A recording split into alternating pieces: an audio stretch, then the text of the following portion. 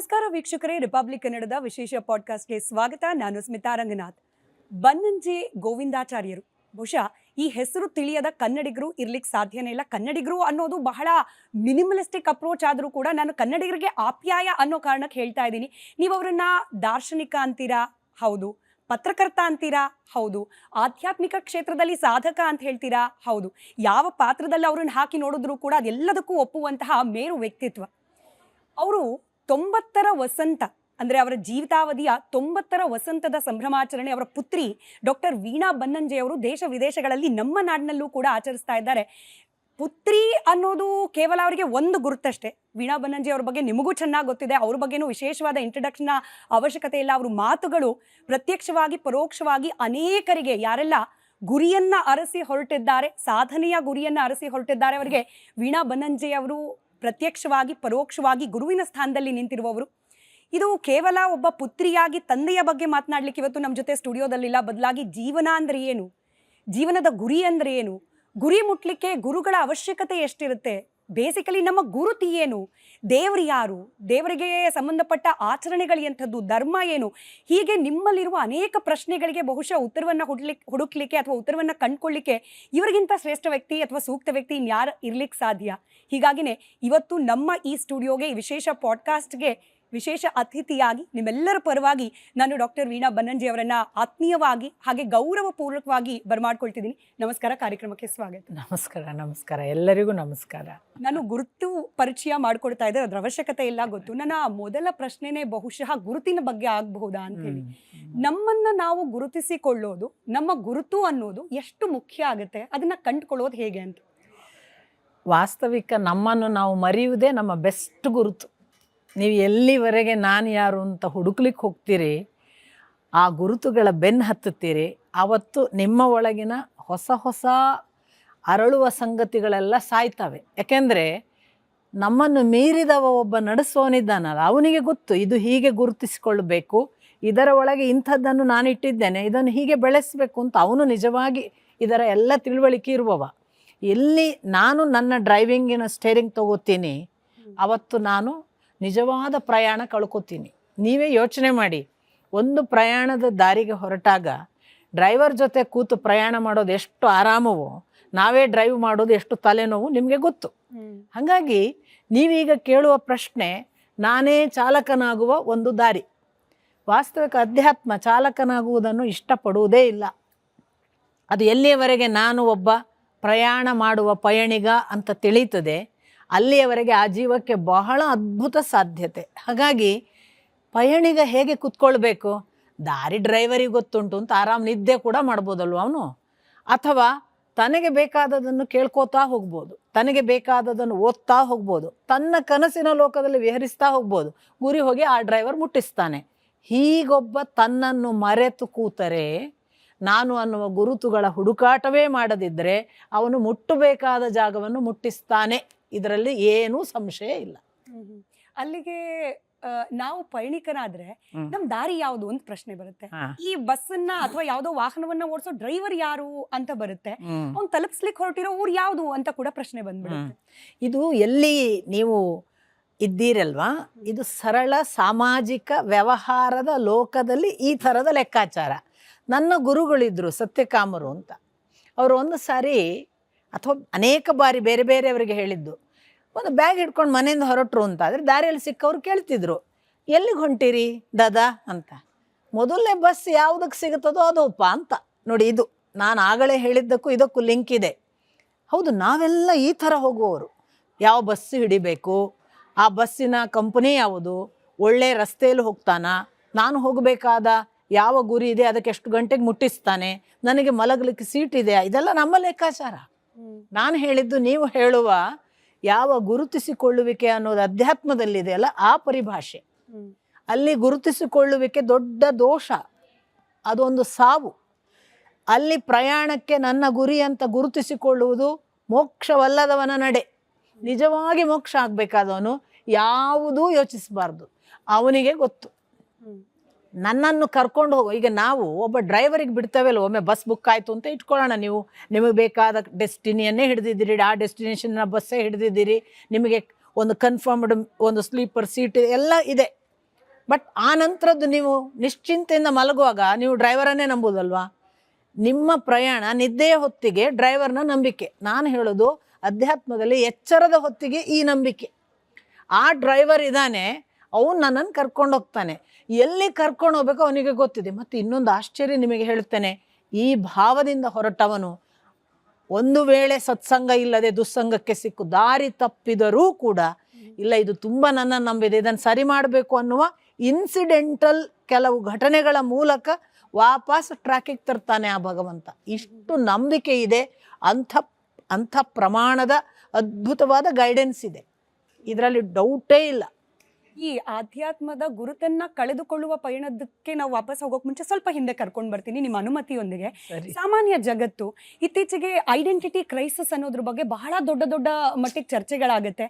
ಈ ಐಡೆಂಟಿಟಿ ಅಂತ ಬಂದಾಗ ಇತ್ತೀಚೆಗೆ ಅದು ಸಹಜವೋ ಅಸಹಜವೋ ಗೊತ್ತಿಲ್ಲ, ನನ್ನನ್ನು ನಾನು ಹೆಂಗೆ ಬೇಕಾದ್ರೂ ಗುರುತಿಸ್ಕೊಳ್ಬೋದು, ನನ್ನ ಸ್ವಾತಂತ್ರ್ಯ, I can identify myself as a cup, ನಾನು ನನ್ನನ್ನು ಒಂದು ಚೇರ್ ಆಗಿ ಗುರುತಿಸ್ಕೊಳ್ತೀನಿ, ಒಂದು ಮರದಲ್ಲಿ ನನ್ನ ಜೀವನದ ಸಂಗಾತಿಯನ್ನು ನಾನು ಹುಡ್ಕೊಳ್ತೀನಿ, ಅದು ನನ್ನ ಸಂಗಾತಿಯ ಗುರುತು. ಹೀಗೆ ಐಡೆಂಟಿಟಿ ಕ್ರೈಸಿಸ್ ಅನ್ನೋದಿದೆಯಲ್ಲ, ಯಾಕೆ ಇದ್ರಲ್ಲಿ ಯಾಕೆ ಇಷ್ಟೊಂದು ಮುಳುಗೋಗ್ತಿದೆ ಪ್ರಪಂಚ? ಅಥವಾ ಇದೇನಾ ವಾಸ್ತವದ ಪ್ರಪಂಚ ಹೀಗೇನಾ? ಅಲ್ಲ, ವಾಸ್ತವಿಕ ಇಡೀ ಜಗತ್ತಿನ ಪ್ರತಿ ಜೀವರಾಶಿಯಲ್ಲಿ ಮನುಷ್ಯನಿಗೆ ಮೊದಲು ಬರುವ ಪ್ರಶ್ನೆಯೇ ನಾನು ಯಾರು ಅಂತ. ಅದಕ್ಕೇನೆ ರಮಣರ ಇಡೀ ಸಿದ್ಧಾಂತ ಅಥವಾ ಅವರ ಇಡೀ ದರ್ಶನ ಹೇಳೋದೇ ನಾನು ಯಾರು ಅನ್ನೋದನ್ನು ಹುಡುಕು ಅಂತ. ಹಾಗಾಗಿ ಅದೇನು ಅಸಹಜ ಅಲ್ಲ. ಆದರೆ ಸಮಸ್ಯೆ ಏನು ಅಂದರೆ, ಈ ನಾನು ಯಾರು ಹುಡುಕುವುದಕ್ಕೆ ಹೊರಗಿನ ಕಣ್ಣುಗಳ ಮುಖಾಂತರ ಉತ್ತರ ಕಾಣ್ತಾ ಇದ್ದಾರೆ ಅವರು. ನಾನು ಯಾರು ಅನ್ನೋದನ್ನು ಅವನೇನು ಹೇಳ್ತಾನೆ, ನಾನು ಯಾರು ಅನ್ನೋದನ್ನು ಇವನ ಅಭಿಪ್ರಾಯ ಏನು, ಒಪ್ತಾನ ಇವನು, ಇದರಲ್ಲಿ ನಾವು ತಲ್ಲೀನರಾಗಿದ್ದೇವೆ ಹೊರತು ನಾನು ಯಾರು ಅನ್ನುವ ಆ ಅಂತರಂಗ ವೀಕ್ಷಣೆ ಯಾವುದನ್ನು ಹೇಳ್ತಿದ್ದಾರಲ್ಲ, ಅದು ಒಂದು ದರ್ಶನ ಪಥದ ಕಾರಣವಾಗಿ ಅದನ್ನು ಗಮನಿಸುವುದಿಲ್ಲ. ನಾನು ಯಾರು ಅನ್ನುವ ಶೋಧ ವಾಸ್ತವಿಕ ಎಲ್ಲರಿಗೂ ಇರಬೇಕು. ಹೌದು, ನಾನು ಏನೂ ಆಗ್ಬೋದು, ನಾನೊಂದು ಕಲ್ಲಾಗ್ಬೋದು, ನಾನೊಂದು ಗಿಡ ಆಗ್ಬೋದು, ನಾನೊಂದು ನಾಯಿ ಆಗ್ಬೋದು, ನಾನೊಂದು ಯಾವುದೋ ವಸ್ತು ಆಗ್ಬೋದು, ನೀವು ಹೇಳಿದಾಗ ಒಂದು ಟೀಪಾಯ್ ಆಗ್ಬೋದು. ಈ ಟೀಪಾಯ್ ಆದೆ ಅನ್ನುವಲ್ಲಿಗೆ ನನ್ನ ಆಂತರ್ಯದ ಸರ್ಚ್ ಮುಗಿಬಾರ್ದು. ನಾನು ಟೀಪಾಯ್ ಆಗ್ತೀನಿ ಅಂತ ಹೇಳಿದವನು ಟೀಪಾಯನ್ನು ಉಪಯೋಗಿಸುವ ಮಟ್ಟಕ್ಕೆ ಇನ್ನೊಬ್ಬ ಎದುರಿನ ಮನುಷ್ಯ ನಿನ್ನನ್ನು ಉಪಯೋಗಿಸಿದ್ರೆ ನೀನು ಅದನ್ನು ಒಪ್ಪಿಕೊಂಡು ಯಾವ ಮಟ್ಟಕ್ಕೆ ಸರೆಂಡರ್ ಆಗ್ತೀಯಾ? ಅಲ್ಲಿ ಇರೋದು ನನ್ನ ಐಡೆಂಟಿಟಿಯ ರಿಯಲ್ ಟೆಸ್ಟ್. ನಾನು ಏನೋ ಅಂತ ನನ್ನ ಬಗ್ಗೆ ಹೇಳೋದು ದೊಡ್ಡ ವಿಷಯ ಅಲ್ಲ. ನಾನೊಂದು ಸಾಮಾನ್ಯರಲ್ಲಿ ಸಾಮಾನ್ಯ ಬೆಕ್ಕು ಅಂತ ಹೇಳೋದು, ನಾನು ನಾಯಿ ಅಂತ ಹೇಳೋದು ಅಷ್ಟಕ್ಕೆ ಮುಗಿಯಲ್ವಲ್ಲ. You become dog, you become the cat ಅಲ್ವಾ? ಆಗ ನೀನು ಒಂದು ಟೀಪಾಯ್ ಅಂತ ಹೇಳಿದ ಮಟ್ಟಕ್ಕೆ ಮುಗಿಯಲ್ಲ. ನಿನ್ನ ಟೀಪಾಯ್ ನನ್ನ ಕಾಲಲ್ಲಿ ಓದಿತೇನೆ, ನಂಗೆ ಅಡ್ಡ ಆಯಿತು ಅಂದರೆ ರೆಡಿಯಾ? ಈ ಟೀಪಾಯ್ ಮೇಲೆ ನಾನು ಕಾಫಿ ಚೆಲ್ತೇನೆ, ಇನ್ಯಾವುದೋ ಉಗುಳ್ತೇನೆ, ಏನೋ ಆಗ್ತದೆ. ಅದೊಂದು ಈ ಪೀಕುದಾನಿಯಲ್ಲಿ ಉಗುಳೋ ಒಂದು ಪದ್ಧತಿ ಇದೆ, ಪೀಕುದಾನಿ ಉಗುಳಿ ಇಡ್ತೇನೆ, ಎಲ್ಲವನ್ನೂ ಟೀಪಾಯ್ ಸಹಿಸ್ಕೋತದೆ. ನೀನು ಸಹಿಸ್ಕೋತೀಯ? ಇಲ್ಲಿ ಐಡೆಂಟಿಟಿಯ ರಿಯಲ್ ಕ್ವೆಶ್ಚನ್ ಮತ್ತು ರಿಯಲ್ ಟೆಸ್ಟ್. ನಮ್ಮ ಸಮಸ್ಯೆಗಳೆಲ್ಲ ಏನಾಗಿದೆ ಅಂದರೆ, ಸಾರ್ವಜನಿಕ ಸೋಷಿಯಲ್ ಮೀಡಿಯಾಗಳಿವೆ, ನಮ್ಮದೇ ಆದ ಫ್ರೆಂಡ್ ಸರ್ಕಲ್ ಇದೆ, ಇವರೆಲ್ಲ ಹೇಗೆ ನನ್ನನ್ನು ನೋಡ್ತಾರೆ, ನಾನು ಟೀಪಾಯ್ ಅಂದರೆ ಹೇಗೆ ನೋಡ್ತಾರೆ? ಓ ಆಗ್ಬೋದು, ಇವರು ತನ್ನನ್ನು ಟೀಪಾಯ್ ಅಂದರು ಅಂತ ಅವ್ರು ಕೊಂಡಾಡಿದಷ್ಟೇ ನಮಗೆ ಗೊತ್ತು. ಆ ಟೀಪಾಯನ್ನು ಒಂದು ವೇಳೆ ಒಗೆದ್ರೆ, ತುಳಿದ್ರೆ, ದೂಡಿದ್ರೆ, ಕಾಲಿನ ಕಸ ಮಾಡಿದರೆ ನಿನ್ನ ಅಭಿಪ್ರಾಯ ಏನು? ಅಲ್ಲಿ ನೀನೇನು ಅನ್ನೋದು ವ್ಯಕ್ತ ಆಗುತ್ತೆ. ಆ ಐಡೆಂಟಿಟಿಯ ಮಟ್ಟಕ್ಕೆ ಹೋದರೆ ನಾನು ಹೇಳುವ ಈಗ ನೀವು ಹೇಳುವಂತಹ ಯಾವುದೋ ಸೋಷಲ್ ಅವೇರ್ನೆಸ್ ಅಥವಾ ಸೋಷಲ್ ಕಾಂಟೆಕ್ಸ್ನಲ್ಲಿ ಬರುವ ಐಡೆಂಟಿಟಿ ಇದರ ಆಚೆಗೆ ಹೋಗಕ್ಕೆ ಬರುತ್ತೆ. ಇದರ ಆಚೆಗೆ ಹೋಗದ ಹಾಗೆ ನಮ್ಮನ್ನು ತಡೀತಿರೋದು ಇಲ್ಲಿಯ ಐಡೆಂಟಿಟಿಯ ಒಳಗೆ ಸಿಕ್ಕುವಂತಹ ಪ್ಲೆಷರನ್ನೆಲ್ಲ ಎಂಜಾಯ್ ಮಾಡ್ತಾ ಇದ್ದೇವೆ ನಾವು. ಹಾಗಾಗಿ ನಾವು ಯಾರೋ ಸತ್ತಾಗ ಅವಳೇ ನಾನು ಅಂತೆಲ್ಲ ಬರ್ಕೋತೇವೆ, ನಿರ್ಭಯ ನಾನು ಅಲ್ವಾ, ನಾನು ಮೋದಿ, ಇದೆಲ್ಲ ಒಂದು ಥರದ ಕ್ರೇಜ್ ಅಷ್ಟೇ. ನೀನೇನು ನಿರ್ಭಯ ಆಗಿದ್ದಿ? ಒಂದು ದಿನ ನಿನ್ನನ್ನು ರೇಪ್ ಮಾಡಿದರೆ ನಿನ್ನ ರೆಸ್ಪಾನ್ಸ್ ಏನು? ಅಥವಾ ರೇಪ್ ಆಗುವ ಆ ಹೆಣ್ಣಿನ ನೋವನ್ನು ನೀನೆಷ್ಟು ಭಾವಿಸಿ ಹೇಳ್ತಿ? ಸುಮ್ಮನೆ ಸೋಷಿಯಲ್ ಮೀಡಿಯಾದಲ್ಲಿ ನಾನು ನಿರ್ಭಯ ಆಗೋದ್ರಿಂದ ನಿರ್ಭಯ ಆಗೋದಿಲ್ಲ. ನಾನು ಮೋದಿ ಅಂತ ಹೇಳೋದ್ರಿಂದಲೋ ನಾನು ಇನ್ನೊಂದು ಗಾಂಧಿ ಅಂತಲೋ ಹೇಳೋದ್ರಿಂದ ಅದಲ್ಲ ಸೊಲ್ಯೂಷನ್. ನಾನು ನಿಜವಾಗಿಯೂ ಅದು ಆಗೋದು ಹೇಗೆ? ಈಗ ನಾನು ಈ ಧರ್ಮದ ದಾರಿ ನಡೀತೀವಿ, ದೇವರ ದಾರಿ ನಡೀತೀವಿ ಅಂದ್ಕೊಳ್ಳೋಣ. ನಾನೇ ಗುರು ಅಂದರೆ ಗುರು ಆಗುವ ಯೋಗ್ಯತೆಗಳೇನು, ಗುರುವಿನ ಅರ್ಹತೆಗಳೇನು, ಗುರು ನಡಿಬೇಕಾದಾಗಿರುವ ಸ್ಯಾಕ್ರಿಫೈಸಸ್ ಏನು, ಆ ದಾರಿಯಲ್ಲಿ ಅದು ಡಿಮಾಂಡ್ ಮಾಡುವಂಥ ಅಂಶಗಳೇನು, ಅದಕ್ಕೆ ನನ್ನ ಕೊಡುಗೆ ಎಷ್ಟು, ನಾನೆಷ್ಟು ಸವೆಸಿಕೊಂಡಿದ್ದೇನೆ, ಇದರ ಯಾವ ಒಂದು ಸಣ್ಣ ಪರಿಶ್ರಮ ಇಲ್ಲದೆ ನಾನು ಗುರು ನಾನು ದೇವರು ಅಂದ್ರೆ ಆಗೋದೇನು? ಮೋಸ ಅಲ್ವಾ? ಇದೆಲ್ಲ ಮೋಸಗಳು. ಕಡೆಗೆ ನಾವು ಮೋಸಗಳ ಆಚೆಗೆ ಹೋಗುವ ಐಡೆಂಟಿಟಿ ಒಂದಿದೆಯಲ್ಲ, ಅದು ನಮಗೆ ನಾವು ಸುಳ್ಳು ಹೇಳದ ಸ್ಥಿತಿ. ಅದು ಸಿಕ್ಕಿದ ದಿನ ನಿಜವಾದ ಐಡೆಂಟಿಟಿ. ಅದು ಆಗ್ತಿಲ್ಲ ಅಂತ ಕಾಣಿಸುತ್ತೆ. ನಿಜ. ನನ್ನ ಮುಂದಿನ ಪ್ರಶ್ನೆಗೆ ನೀವೇ ಲೀಡ್ ಕೊಟ್ರಿ. ಅಂದ್ರೆ ನಮಗೆ ನಾವು ಸುಳ್ಳು ಹೇಳ್ಕೊಳ್ದಲ್ಲೇ ಇರೋ ದಿನ ಅಂತ ಹೇಳಿದ್ರಿ. ತುಂಬಾ ಜನಕ್ಕೆ ಇದು ಸಮಸ್ಯೆ ಇದೆ. ನಾವು ಆಚೆ ಕಡೆಗೆ ನಮ್ಮನ್ನ ನಾವು ಕಟ್ಟಿಕೊಳ್ಳುವ ಒಂದು ವ್ಯಕ್ತಿತ್ವ ಅಥವಾ ನಮ್ಮ ಬಗ್ಗೆ ನಾವು ಕಟ್ಟಿಕೊಳ್ಳುವ ಒಂದು ಏನ್ ಹೇಳ್ಬೋದು, ನಾವಿದು ನಮ್ಮ ಪರಿಚಯ ಇದು, ನಮ್ಮ ಗುರುತಿದು ಅಂತ ಹೇಳ್ಕೊಳ್ಳೋದು, ನಾವು ಅದಲ್ಲ ಅನ್ನೋದು ನಮ್ಮ ಮನಸ್ಸು ಒಳಗಡೆ ಕಾಡ್ತಾ ಇರುತ್ತೆ. ಈ ಕಾಡುವಿಕೆ ಜೊತೆಗೆ ಹೊರಗೆ ನಾವು ತೋರಿಸ್ತಾ ಇರೋದು, ಇದ್ರ ಮಧ್ಯದ ಬ್ಯಾಲೆನ್ಸ್ ಸ್ಥಿತಿ ಇದೆಯಲ್ಲ, ಅದಕ್ಕೆ ಹೋಗೋದು ಎಷ್ಟು ಮುಖ್ಯ ಇದೆ ಅಂತ ಹೇಳಿ. ನೋಡಿ, ಎಲ್ಲಿವರೆಗೆ ಬಾತ್ರೂಮ್ನಲ್ಲಿ ಹೇಗಿದ್ದೀರೋ ಅಷ್ಟೇ ನಿಮ್ಮ ಮಟ್ಟಿಗೆ ಟ್ರಾನ್ಸ್ಪರೆನ್ಸಿ. ಒಂದು ಬೆಡ್ರೂಮ್ನಲ್ಲಿ ನೀವು ಯಾರೂ ಇಲ್ಲದ ಕತ್ತಲಲ್ಲಿ ನಿಮ್ಮ ಏಕಾಂತದಲ್ಲಿ ಯಾವ ಮಟ್ಟಕ್ಕೆ ನೀವು ನಿಮ್ಮನ್ನು ತೋರಬಲ್ಲಿರಿ, ಆ ಟ್ರಾನ್ಸ್ಪರೆನ್ಸಿ ಜಗತ್ತಿನ ಜೊತೆಗೆ ನಿಮಗೆ ಆಗದೇ ಇದ್ದರೆ ಇದು ಎರಡು ಖಾಯಂ ಆಗಿ ಉಳಿಯುವ ಡಿಫರೆನ್ಸ್. ನಾನು ಬೇರೆ ಮತ್ತು ಇರೋದು ಬೇರೆ, ತೋರೋದು ಬೇರೆ, ಇರೋದು ಬೇರೆ. ಈ ತೋರುವುದು ಬೇರೆ, ಇರುವುದು ಬೇರೆ, ಭಗವಂತನಿಗೂ ಅದೇ ಹೆಸರು, ಅವನು ತೋರುವುದೇ ಬೇರೆ, ಇರುವುದು ಬೇರೆ ಅಂತ. ನಮ್ಮ ಒಳಗೂ ಅದು ಇರಬೇಕು ಅಂತ ಅನೇಕರು ಹೇಳ್ತಾರೆ. ಇರುವುದನ್ನು ತೋರಿಸಬಾರ್ದು, ತೋರುವುದು ಬೇರೆ ಇರಬೇಕು, ಜಗತ್ತಿಗೆ ತೋರಬಾರ್ದು. ಯಾಕಂದ್ರೆ ಜಗತ್ತು ಎಲ್ಲವನ್ನು ಅರ್ಥ ಮಾಡ್ಕೊಳ್ಳಲ್ಲ, ಜಗತ್ತು ಸುಳ್ಳೆ ಅಪಾರ್ಥ ಮಾಡುತ್ತೆ. ಎಲ್ಲ ಸರಿ. ಸತ್ಯ ಒಂದಿದೆ ನೋಡಿ, ಅಷ್ಟರ ಮಟ್ಟಿಗಾದರೂ ಒಳ ಹೊರಗೆ ಇರಬಾರ್ದು. ಹೌದು, ಕೆಲವು ಏಕಾಂತದ ರಹಸ್ಯಗಳು, ನಮ್ಮ ಬದುಕಿನಲ್ಲಿ ನಾವು ನಡೆಯಬೇಕಾದ ನಮ್ಮ ಪಥದ ಗುಟ್ಟುಗಳು ಬಿಡಬಾರ್ದು. ಅದನ್ನು ಹೇಳಲಿಕ್ಕಿಲ್ಲ, ಸಮಾಜಕ್ಕಲ್ಲ ಅದು. ಆದರೆ ನನ್ನ ಒಳಗೆ ಸತ್ಯಕ್ಕೊಂದು ವ್ಯಾಖ್ಯಾನ ಇರಬೇಕು. ನಾನು ಸತ್ಯ ಅಂತ ಯಾವುದನ್ನು ಭಾವಿಸ್ತೇನೆ, ಆ ಸತ್ಯ ಒಳಗೂ ಹೊರಗೂ ವ್ಯತ್ಯಾಸ ಆಗಬಾರ್ದು. ಎಲ್ಲಿಯವರೆಗೆ ವ್ಯತ್ಯಾಸ ಆಗ್ತದೆ ಅಲ್ಲಿಯವರೆಗೆ ಯೋಗ ಇಲ್ಲ. ಯೋಗ ಅಂದ್ರೇ ಟು ಯುನೈಟ್. ಯಾಕೆಂದರೆ ಯೋಗ ಹೇಳೋದೇ ಎರಡು ಇದೆ, ಅದು ಒಂದಾಗಬೇಕು ಅಂತ. ನಮ್ಮ ಒಳಗೆ ಎಲ್ಲರ ಒಳಗೂ ಎರಡು ಇದೆ. ನಾನು ಅನ್ನೋದೊಂದಿದೆ, ನಾನು ಅಲ್ಲದ ಅವನು ಅಂತ ಒಂದಿದೆ. ಕಡೆಗೆ ಅದು ಬೇಂದ್ರೆಯವರ ನಾಲ್ಕು ತಂತಿ ಹೇಳುವ ಹಾಗೆ ನಾಲ್ಕು ಇದೆ. ನಾನು, ನೀನು ಅನ್ನೋದೊಂದಿದೆ, ತಾನು, ಅವನು, ನಾಲ್ಕು ಇದೆ. ಸೊ ನಾನು ಅನ್ನೋದು ಈಗ ನೀವು ಕಾಣುವಂತಹ ನಾನು, ಅದರ ಒಳಗೆ ಅದು ಅಹಂ. ನೀನು ಅಂದಾಗ ನಿಮ್ಮ ಒಳಗೆ ಕಾಣುವ ನಿಮ್ಮ ವ್ಯಕ್ತಿತ್ವ, ಅದು ನೀವು. ಇದೆರಡನ್ನು ನಡೆಸುವ ತಾನು ಒಬ್ಬ ಇದ್ದಾನೆ. ಆ ತಾನು ತಾನಾಗಿ ಇದ್ದರೂ ಅವನಾಗಿ ದೂರ ಇದ್ದಾನೆ. ನಾಲ್ಕು ಇವೆ, ಅದು ಹೋಗಲಿ. ಅಟ್ಲೀಸ್ಟ್ ನಾನು ನೀನು ಅನ್ನುವ ನಮ್ಮ ಒಳಗೆ ಇರುವ ಎರಡು ಡಿಫರೆನ್ಸ್ ಇದೆ. ಯಾವುದು ಅದು ಎರಡು ಅಂದರೆ ನಿಮಗೆ ಖಚಿತವಾಗಿ ಅನುಭವಕ್ಕೆ ಬರೋದು, ಒಂದು ಸಂದರ್ಭ ಬರುತ್ತೆ, ಯಾವುದೋ ಒಂದು ಘಟನೆ, ನೀವು ಎದುರಿಗೆ ಹೇಳುವುದೊಂದು, ಒಳಗಿದ್ದೊಂದು ಹೇಳ್ತಿರ್ತದೆ. ಅದಲ್ಲ, ನೀನು ಹಾಗೆ ಹೇಳಬಾರ್ದಿತ್ತು. ಇದು ಈ ಎರಡಂತೂ ಖಚಿತವಾಗಿ ಎಲ್ಲರ ಅನುಭವಕ್ಕೆ ಬರುತ್ತೆ. ನಾನು ಹೇಳ್ತಾ ಇರೋದು ಸುಳ್ಳು, ನಿಜವಾಗಿ ನಾನೀಗ ಹೀಗೆ ಹೇಳಬಾರ್ದಿತ್ತು ಅಂತ ಒಳಗಿದ್ದು ಹೇಳ್ತದೆ. ನೀನು ಹೀಗೆ ಹೇಳಿದ್ದು ಸರಿಯಲ್ಲ, ನಿನಗೆ ನಿಜವಾಗಿ ಗೊತ್ತಿದ್ದು ನೀನು ಸುಳ್ಳು ಹೇಳಿದ್ದಿ ಅಂತ ಹೇಳುವುದು ಅದೊಂದೇ. ಆ ಒಳಗಿದ್ದು ಉಂಟಲ್ಲ, ಇದನ್ನು ನಾವು ಅಂತರಾತ್ಮ ಅಂತ ಕರೆಯೋದು. ಇದು ಆತ್ಮನ ಮಾತು. ನನ್ನ ಮಟ್ಟಿಗೆ ನಾನು ಹೇಳಿದ್ದು ಬುದ್ಧಿಯ ಪ್ರಚೋದನೆ. ಬುದ್ಧಿ ಅಥವಾ ಮನಸ್ಸು ಹೇಳಿದ್ದನ್ನು ಹೇಳೋದೊಂದು ಉಂಟಲ್ಲ, ಅದು ಅಹಂಕಾರಕ್ಕೆ ಸಂಬಂಧಪಟ್ಟದ್ದು. ಅಹಂಕಾರದ ಒಳಗೆ ಇರುವಂಥದ್ದು ಅಂತರಾತ್ಮ. ಅವನ ಅಹಂಕಾರಕ್ಕೆ ತಾನು ಒಬ್ಬ ಹೊರಗಿಂದ ನೋಡುವ ಹನುಮಂತ ಅಂತ ಕೃಷ್ಣ ಹೇಳ್ತಾನೆ. ಹೊರಗಿಂದ ನೋಡುವ ಹನುಮಂತ, ನಾನು ನೋಡುವ ಸಾಕ್ಷಿ. ಆ ಸಾಕ್ಷಿ ಯಾವಾಗಲೂ ಸತ್ಯ ಹೇಳ್ತಿರ್ತದೆ. ನಮ್ಮ ಸಮಸ್ಯೆ ಏನು ಅಂದರೆ, ಈ ಹೊರಗಿನ ಲೋಕಕ್ಕೆ ಬೇಕಾದ ಹಾಗೇ ಮಾತಾಡಿಕೊಂಡು ಒಳಗಿನ ಸತ್ಯವನ್ನು ಮುಚ್ಚಿಡ್ತಾ ಹೋಗ್ತೇವೆ. ಅದು ಒಳಗಿದ್ದು ಹೇಳ್ತದೆ ಹಾಗೆ ಹೇಳಬೇಡ, ಆದರೂ ಕೇಳಲ್ಲ. ಈ ಡಿಫರೆನ್ಸೇ ನಮಗೆ ಖಾಯಮಾಗಿ ಉಳಿಯೋದ್ರಿಂದ ನೀವು ಹೇಳುವ ಇದು ಹೊರಗೊಂದು ಒಳಗೊಂದು, ನಮ್ಮ ಸಾಮಾನ್ಯ ಜೀವನದ ಬಹುತೇಕ 99% ಜನ ಬದುಕೋದು ಹಾಗೆ. ಎಷ್ಟೋ ಸಾರಿ ಅತ್ಯಂತ ಪ್ರೀತಿಯಿಂದ ಇರುವವರಿಗೂ ಕೂಡ, ಈಗ ನನ್ನ ಮತ್ತು ನನ್ನ ಮುಂದಿರುವ ಇನ್ನೊಬ್ಬ ಜೀವಕ್ಕೆ ಮಹಾ ಪ್ರೀತಿ ಇದೆ ಅಂತ ಅಂದ್ಕೊಳ್ಳೋಣ.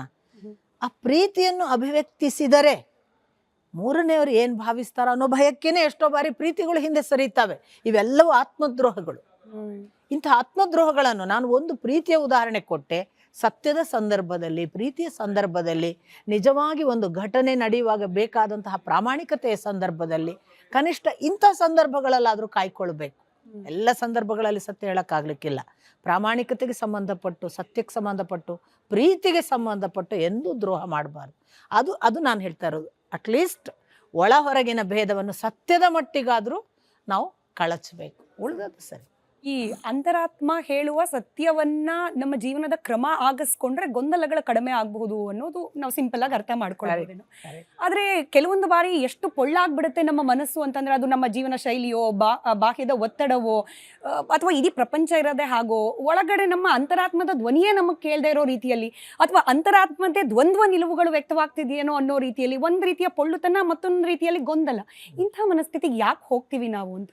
ಕ್ಲಾರಿಟಿ ಇಲ್ಲದೆ ಇರೋದು ಮುಖ್ಯ ಕಾರಣ. ಈಗ ಕ್ಲಾರಿಟಿ ಅಂದಾಗ ನೋಡಿ, ಅಂತರಾತ್ಮ ಒಂದು ಮಾತು ಹೇಳುತ್ತೆ, ಬುದ್ಧಿ ಇನ್ನೊಂದು ಮಾತು ಹೇಳುತ್ತೆ. ನಮಗೆ ಎಷ್ಟೋ ಬಾರಿ ಅಂತರಾತ್ಮದ ಮಾತು ಯಾವುದು, ಬುದ್ಧಿದು ಯಾವುದು ಗೊತ್ತಾಗಲ್ಲ. ಸಪೋಸ್ ಈಗ ಉದಾಹರಣೆಗೆ ನನಗೆ ಇಲ್ಲಿ ಇಟ್ಟ ಒಂದು ಯಾವುದೋ ಪೆನ್ ಇಷ್ಟವಾಯಿತು. ನಾನು ಬಾಲ್ಯ ಅಂತ ಅಂದ್ಕೊಳ್ಳಿ, ನಾನು ಅದು ಇನ್ನು ಶಾಲೆಗೆ ಹೋಗುವ 2ನೇ 3ನೇ ತರಗತಿ. ನನಗೆ ಪೆನ್ ಇಷ್ಟವಾಯಿತು ಅನ್ನೋದು ನನ್ನ ಇಂದ್ರಿಯಗಳಿಗೆ ಸಂಬಂಧಪಟ್ಟ ಮನಸ್ಸಿನ ಎಕ್ಸ್ಪ್ರೆಷನ್. ಬುದ್ಧಿ ಹೇಳ್ತು ಪೆನ್ನು ಚೆನ್ನಾಗಿದೆ, ನಾನು ಈಗ ಅದನ್ನು ತಗೊಳ್ತೇನೆ ಅಂತ ಹೊರಡ್ತೇನೆ. ಈ ಮನಸ್ಸಿನ ಆಕರ್ಷಣೆಗೆ ಬುದ್ಧಿ ಒಂದು ತತ್ವವನ್ನು ಹೇಳುತ್ತೆ, ಅದು ಬೇರೆಯವರ ಪೆನ್ನು ತಗೊಳ್ಬಾರ್ದು ಅಂತ. ಮನಸ್ಸೇನು ಹೇಳುತ್ತೆ, ನಿಂಗೆ ಇಷ್ಟ ಆಗಿದೆ ಯಾಕೆ ಬಿಡ್ತೀಯ ತಗೋ. ಈ 3ನೇ 2ನೇ ಕ್ಲಾಸಿನ ಮಗುವಿಗೆ ಈ ಪೆನ್ನು ಬೇಕು ಅನ್ನೋ ಆಕರ್ಷಣೆಯೇ ಪ್ರಧಾನವಾಗುತ್ತೆ. ಬುದ್ಧಿಯ ತಾತ್ವಿಕ ದೃಷ್ಟಿ ಗೊತ್ತಾಗಲ್ಲ. ಅದೇನು ಮಾಡುತ್ತೆ, ಪೆನ್ನು ತಗೊಳ್ಳುತ್ತೆ. ಆಗ ಇನ್ನೊಂದು ಬಹಳ ಚೆನ್ನಾಗಿ ಹೇಳುತ್ತೆ, ಅದು ಕಳ್ಳತನ, ನೀನು ಕಳ್ಳತನ ಮಾಡಬಾರ್ದು ಅಂತ. ಇಲ್ಲಿಗ ಯಾವುದು ನನ್ನ ಮಾತು, ಯಾವುದು ಅಂತರಾತ್ಮನ ಮಾತು? ಇದಕ್ಕೊಂದು ಕಾಮನ್ ಸೆನ್ಸಿನ ವಿವರಣೆ ಏನು, ಕಳ್ಳತನ ತಪ್ಪು ಅನ್ನೋದು ಲೋಕರೂಢಿಯಿಂದ ಗೊತ್ತಾಗುತ್ತೆ. ನನ್ನ ಒಳಗಿದು ಹೇಳ್ತಿದೆ ನೀನು ಮಾಡೋದು ಕಳ್ಳತನ. ಈಗೇನು ನಾವು ಯಾವುದನ್ನು ಕ್ಲಾರಿಟಿ ತಗೋಬೇಕು?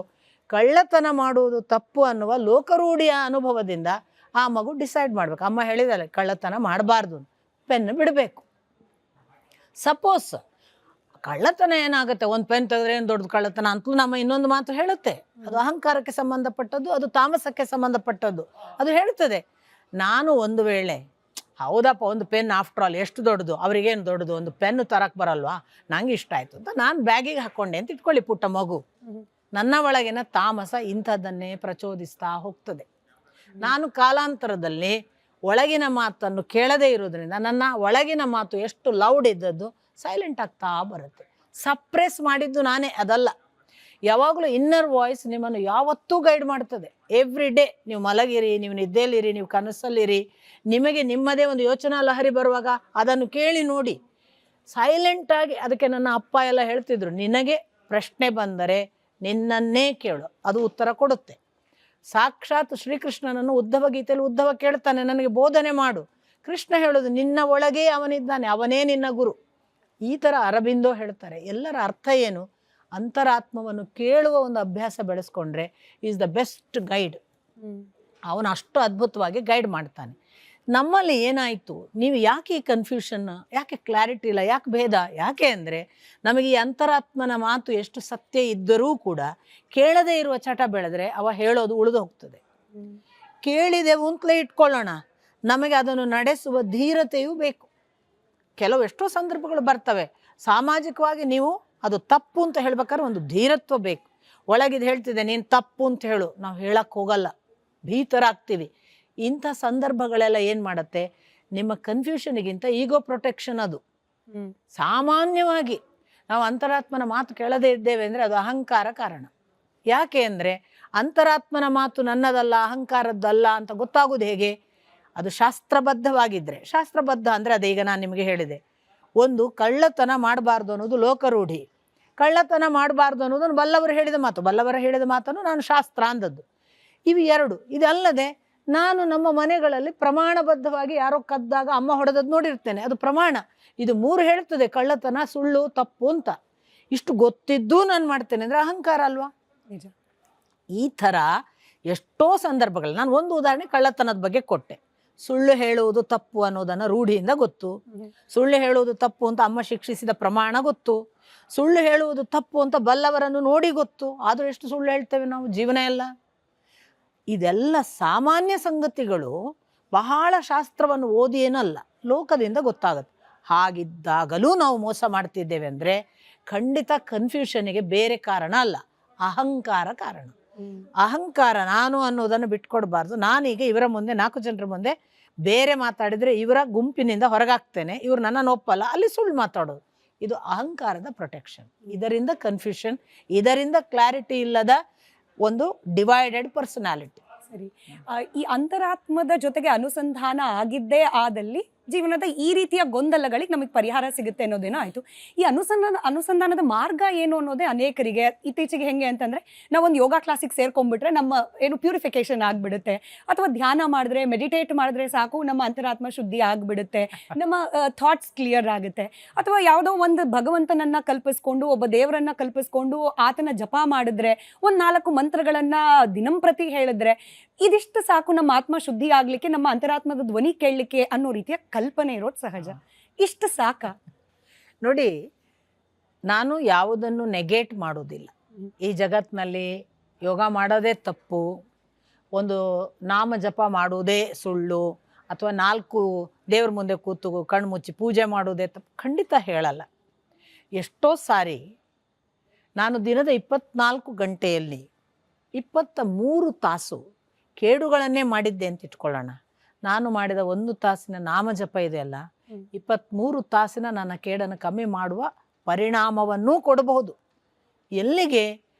ಅನ್ಲೆಸ್ ಆ್ಯಂಡ್ ಅಂಟಿಲ್ ನಾನು ಅದರಲ್ಲಿ ಟೋಟಲಿ ಇನ್ವಾಲ್ವ್ ಆದರೆ, ನನಗೆ ಅದು ಕಂಪ್ಲೀಟ್ ನನ್ನ ನಾಮಜಪ ಮಾಡೋ ನಂಗೆ ಜಗತ್ತು ಗೊತ್ತಿಲ್ಲಪ್ಪ, ಆ ಮಟ್ಟಕ್ಕೆ ನೀವು ಇನ್ವಾಲ್ವ್ ಆದರೆ ಆ ನಾಮಜಪ ಇದೆಯಲ್ಲ, ನಿಮ್ಮ 23 ಗಂಟೆಯ ಭಾಗವನ್ನು 22 ಮಾಡಿ, 21 ಮಾಡಿ, 20 ಮಾಡಿ ಆಕ್ರಮಿಸಬಹುದಾದಷ್ಟು ಶಕ್ತಿ ಖಂಡಿತ ನಾದಕ್ಕೆ ಇದೆ.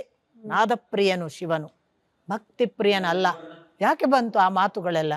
ಆ ಪ್ರಭಾವ, ಆ ಪರಿಣಾಮ ಖಂಡಿತ ನಾಮಜಪಕ್ಕಿದೆ.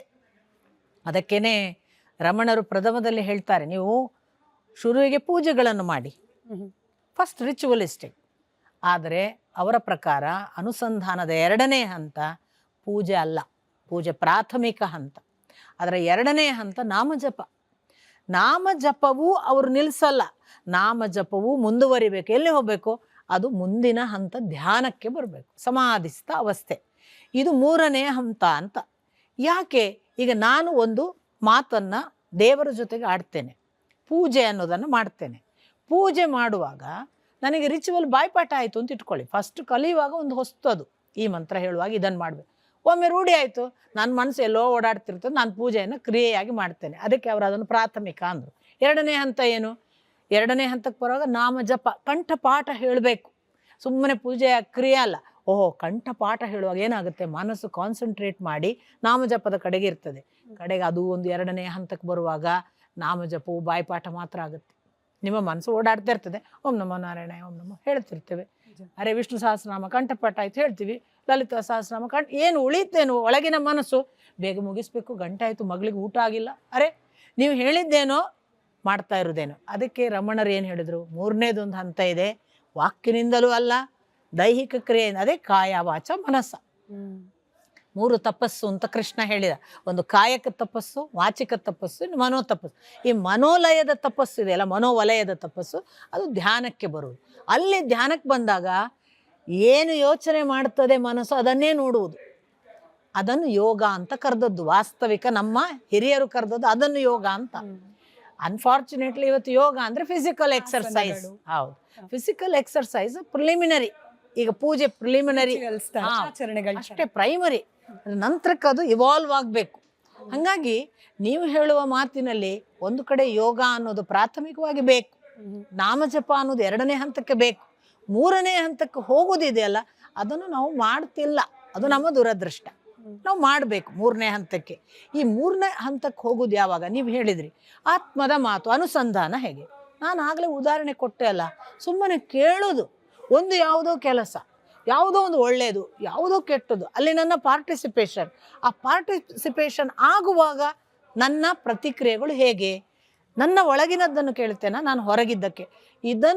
ಇದನ್ನು ಪ್ರಾಕ್ಟೀಸ್ ಮಾಡುವುದನ್ನು ದಿನದ 15 ನಿಮಿಷವೋ 1 ಗಂಟೆಯೋ ಮಾಡಿದರೆ ಖಂಡಿತ ನಾವು ಇವಾಲ್ವ್ ಆಗ್ತೇವೆ. ಇದಕ್ಕೆ ಬಹಳ ದೊಡ್ಡ ಕನಸುಗಳು ಇರ್ಬೋದು, ಯಾವುದೋ ಒಂದು ಒಳಗೆ ಹುಟ್ಟುವ ಯೋಚನೆ ಇರ್ಬೋದು. ಕಣ್ಮುಚ್ಚಿ ಬಿಡೋದು, ಒಳಗಿದ್ದು ಯೋಚನೆ ಕೇಳೋದು, ಏನು ಹೇಳ್ತಿದೆ, ಈ ಹೇಳೋದ್ರೊಟ್ಟಿಗೆ ನಾನು ಒಪ್ತೇನಾ ಇಲ್ವಾ? ಈ ಸಣ್ಣ ಟೆಸ್ಟನ್ನು ನಮಗೆ ನಾವೇ ಮಾಡಿಕೊಂಡ್ರೆ ಸಾಕು, 3ನೇವ್ರು ಸಹಿತ ಬೇಡ, ಖಂಡಿತ ಇವಾಲ್ವ್ ಆಗ್ಬೋದು.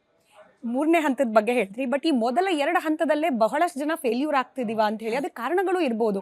ಈಗ ನನ್ನ ರಿಚುವಲ್ಸು ನನ್ನ ಮೊದಲ ಹಂತ ಅಂತಂದ್ರೆ ಆ ರಿಚುವಲ್ಸ್ ಅಲ್ಲೇ ಗೊಂದಲ. ನೀನು ಶಿವಭಕ್ತೆಯ, ನೀನು ಅದನ್ನೇ ಫಾಲೋ ಮಾಡಬೇಕು, ಅಥವಾ ನಿಮ್ಮ ಮನೆಯಲ್ಲಿರೋ ಪರಂಪರೆ ವಿಷ್ಣು ಭಕ್ತರ, ನಿಮ್ಮ ಮನೆಯಲ್ಲಿ ವಿಷ್ಣು ಆರಾಧಕರ ಅದು ಮಾಡಿದ್ರೆ ಸರಿ, ಅಥವಾ ಬೇರೆ ಯಾವುದೋ ಧರ್ಮ ಮುಸ್ಲಿಮರೋ ಕ್ರಿಶ್ಚಿಯನೋ ಇದು ಮಾತ್ರ ಸರಿಯೇ ಅನ್ನೋದು ಆ ಗೊಂದಲಗಳು. ಎರಡನೇದು ನಾಮಜಪ ಹೇಳಿದ್ರಿ, ನಾಮಜಪದಲ್ಲೂ ಅಷ್ಟೇನೇನೆ, ನೀನ್ ವಿಷ್ಣು ಸಹಸ್ರನಾಮ ಹೇಳಿದ್ರೇನೆ ಪರ್ಫೆಕ್ಟು, ನೀನ್ ಸುಮ್ಮನೆ ಕುತ್ಕೊಂಡ್ಬಿಟ್ಟು ಓಂ ನಮೋ ನಾರಾಯಣ ಅಲ್ಲ.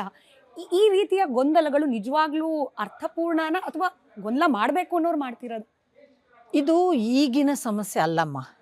ನಾವೀಗ ಪುರಾಣ ಕಾಲದಿಂದ ದಕ್ಷಯಜ್ಞದ ಕಥೆಯಿಂದ ಬಂದರೆ, ಪ್ರಥಮ ದಕ್ಷನ ಕಾಲದ ಕಥೆ ಅಂದರೆ ಶಿವನ ಹೆಂಡತಿ ಸತಿಯ ಕಾಲದಿಂದ ಈ ವ್ಯತ್ಯಾಸ ಭೇದಗಳು ನಡೀತಿವೆ. ಒಂದು ಥರ ಹೋದವನೇ ಮೋಕ್ಷಕ್ಕೆ ಹೋಗ್ತಾನೆ, ಇನ್ನೊಂದು ಥರ ಹೋದರೆ ಹೋಗಲ್ಲ. ಇವನು ನಾರಾಯಣನನ್ನು ಸ್ಮರಿಸಿದವನೇ ಶ್ರೇಷ್ಠ, ಶಿವನನ್ನು ಸ್ಮರಿಸಿದವನಲ್ಲ, ಶಿವನೇ ದೊಡ್ಡವ, ನಾರಾಯಣ ಅಂದರೆ ಅಲ್ಲ. ನಿಮಗೆ ಎರಡೂ ಥರದ ಕಥೆಗಳು ಬರ್ತವೆ ಪುರಾಣದಲ್ಲಿ. ಶಿವನೇ ದೊಡ್ಡವ ಅನ್ನುವ ಕಥೆಗಳು ಬರ್ತವೆ, ನಾರಾಯಣ ಅಲ್ಲ ಅಂತ, ಅಥವಾ ವಿಷ್ಣು ಅಲ್ಲ ಅಂತ. ವಿಷ್ಣು ದೊಡ್ಡವನೇ, ಶಿವನನ್ನು ನೆನೆದವರಿಗೆ ಮೋಕ್ಷ ಇಲ್ಲ. ಈ ಎರಡೂ ಥರದ ಕಥೆಗಳು ಬರ್ತವೆ. ಎರಡೂ ಥರದ ಕಥೆಗಳನ್ನು ಹೇಳಿದಾಗ ವೇದವ್ಯಾಸರು ಸ್ಪಷ್ಟವಾಗಿ ಎರಡನ್ನೂ ಸಮನ್ವಯ ಮಾಡ್ತಾರೆ. ಎಲ್ಲಿಯವರೆಗೆ ನಿಮಗೆ ನಿಮ್ಮ ಎಡಗೈ ಬೇರೆ ಅಲ್ಲ ಬಲಗೈ ಬೇರೆ ಅಲ್ಲ ಅನ್ನುವಷ್ಟರ ಮಟ್ಟಿಗೆ ಈ ದೇವಭೇದ ಹೋಗುವುದಿಲ್ಲವೋ ಅಲ್ಲಿಯವರೆಗೆ ನೀವು ಯಾರೂ ಭಗವಂತನನ್ನು ಸೇರೋದಿಲ್ಲ.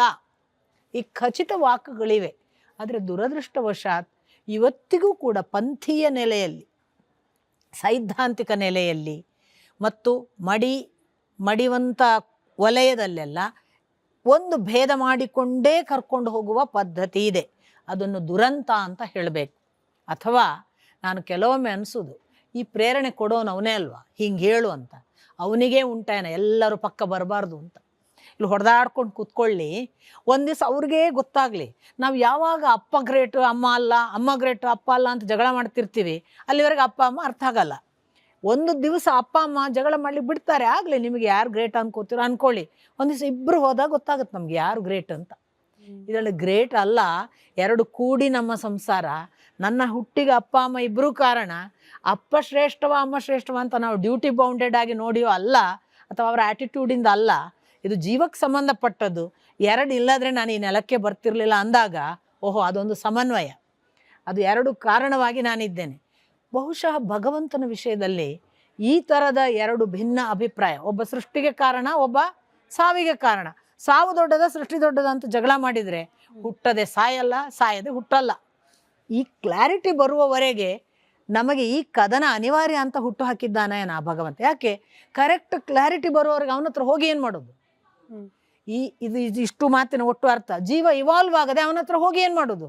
ಜೀವ ಇವಾಲ್ವ್ ಆಗದೆ ಅವನ ಹತ್ರ ಹೋಗ್ಲಿಕ್ಕಿಲ್ಲ. ಜೀವ ಇವಾಲ್ವ್ ಆಗೋದಕ್ಕೆ ಇವೆಲ್ಲ ನಾಟಕಗಳು, ಈ ಜಗಳಗಳು, ಈ ಒತ್ತಡಗಳು ಎಲ್ಲದರ ಒಟ್ಟಿಗೆ ಇರಬೇಕು. ಅಟ್ ದಿ ಸೇಮ್ ಟೈಮ್ ಅವನು ಇದರ ಆಚೆಗಿನವನು ಅಂತ ಗೊತ್ತಿರಬೇಕು. ಹೌದು, ಇದೆಲ್ಲ ಜಗಳ ಆಗತ್ತೆ. ನನಗೆ ಶಿವನೂ ಗೊತ್ತಿಲ್ಲ, ನನಗೆ ವಿಷ್ಣುನೂ ಗೊತ್ತಿಲ್ಲಪ್ಪ, ನನಗೆ ಯಾರು ಅಂತಲೇ ಗೊತ್ತಿಲ್ಲ. ನೀನು ನನಗೆ ಯಾರ್ಯಾರೋ ಹೆಸರು ಹೇಳಿದ್ದಾರೆ, ಯಾರ್ಯಾರೋ ಚಿತ್ರ ತೋರಿಸಿದ್ದಾರೆ, ನಾನು ನಂಬಿದ್ದೇನೆ. ನನಗೆ ನೀನು ಕಾಣುವವರೆಗೆ ನನಗೆ ವಿಷಯ ಗೊತ್ತಿಲ್ಲ, ನಿನಗೇ ಬಿಟ್ಟಿದ್ದೇನೆ. ನನಗೆ ನಿನ್ನ ಈ ಒಳಗಿನ, ನನ್ನ ಪಕ್ಕದ ನನ್ನ ಗೆಳತಿಯೋ, ನನ್ನ ಅಕ್ಕನೋ, ನನ್ನ ತಮ್ಮನೋ, ನನ್ನ ಅಣ್ಣನೋ, ನನಗೆ ಈಕ್ವಲೋ, ನನಗೆ ಡಿಫರೆಂಟೋ, ನಾನು ಅವನಕ್ಕಿಂತ ಶ್ರೇಷ್ಠೋ ನನಗೆ ಗೊತ್ತಿಲ್ಲ. ನಾನು ನಿನ್ನನ್ನು ಹೆಂಗೆ ಅಳಿಲಿ? ವಿಷ್ಣು ಶ್ರೇಷ್ಠನೋ ಶಿವ, ನನ್ನ ಅಳತೆಯೇ ಅಲ್ಲ ಭಗವಂತ. ನಿನಗೆ ಗೊತ್ತು ಇದೆಲ್ಲ ಯಾಕೆ ಭೇದ, ನೀನು ಎಲ್ಲಿದ್ದಿ ಅಂತ. ನನಗೆ ನೀನೇ ದಾರಿ ತೋರಿಸು ಅನ್ನೋದು ಬೆಸ್ಟ್ ಮೆಥಡ್. ನಾನು ಮಾಡೋದು ಅದನ್ನೇ. ನನಗೆ ಇವತ್ತಿಗೂ ಗೊತ್ತಿಲ್ಲ.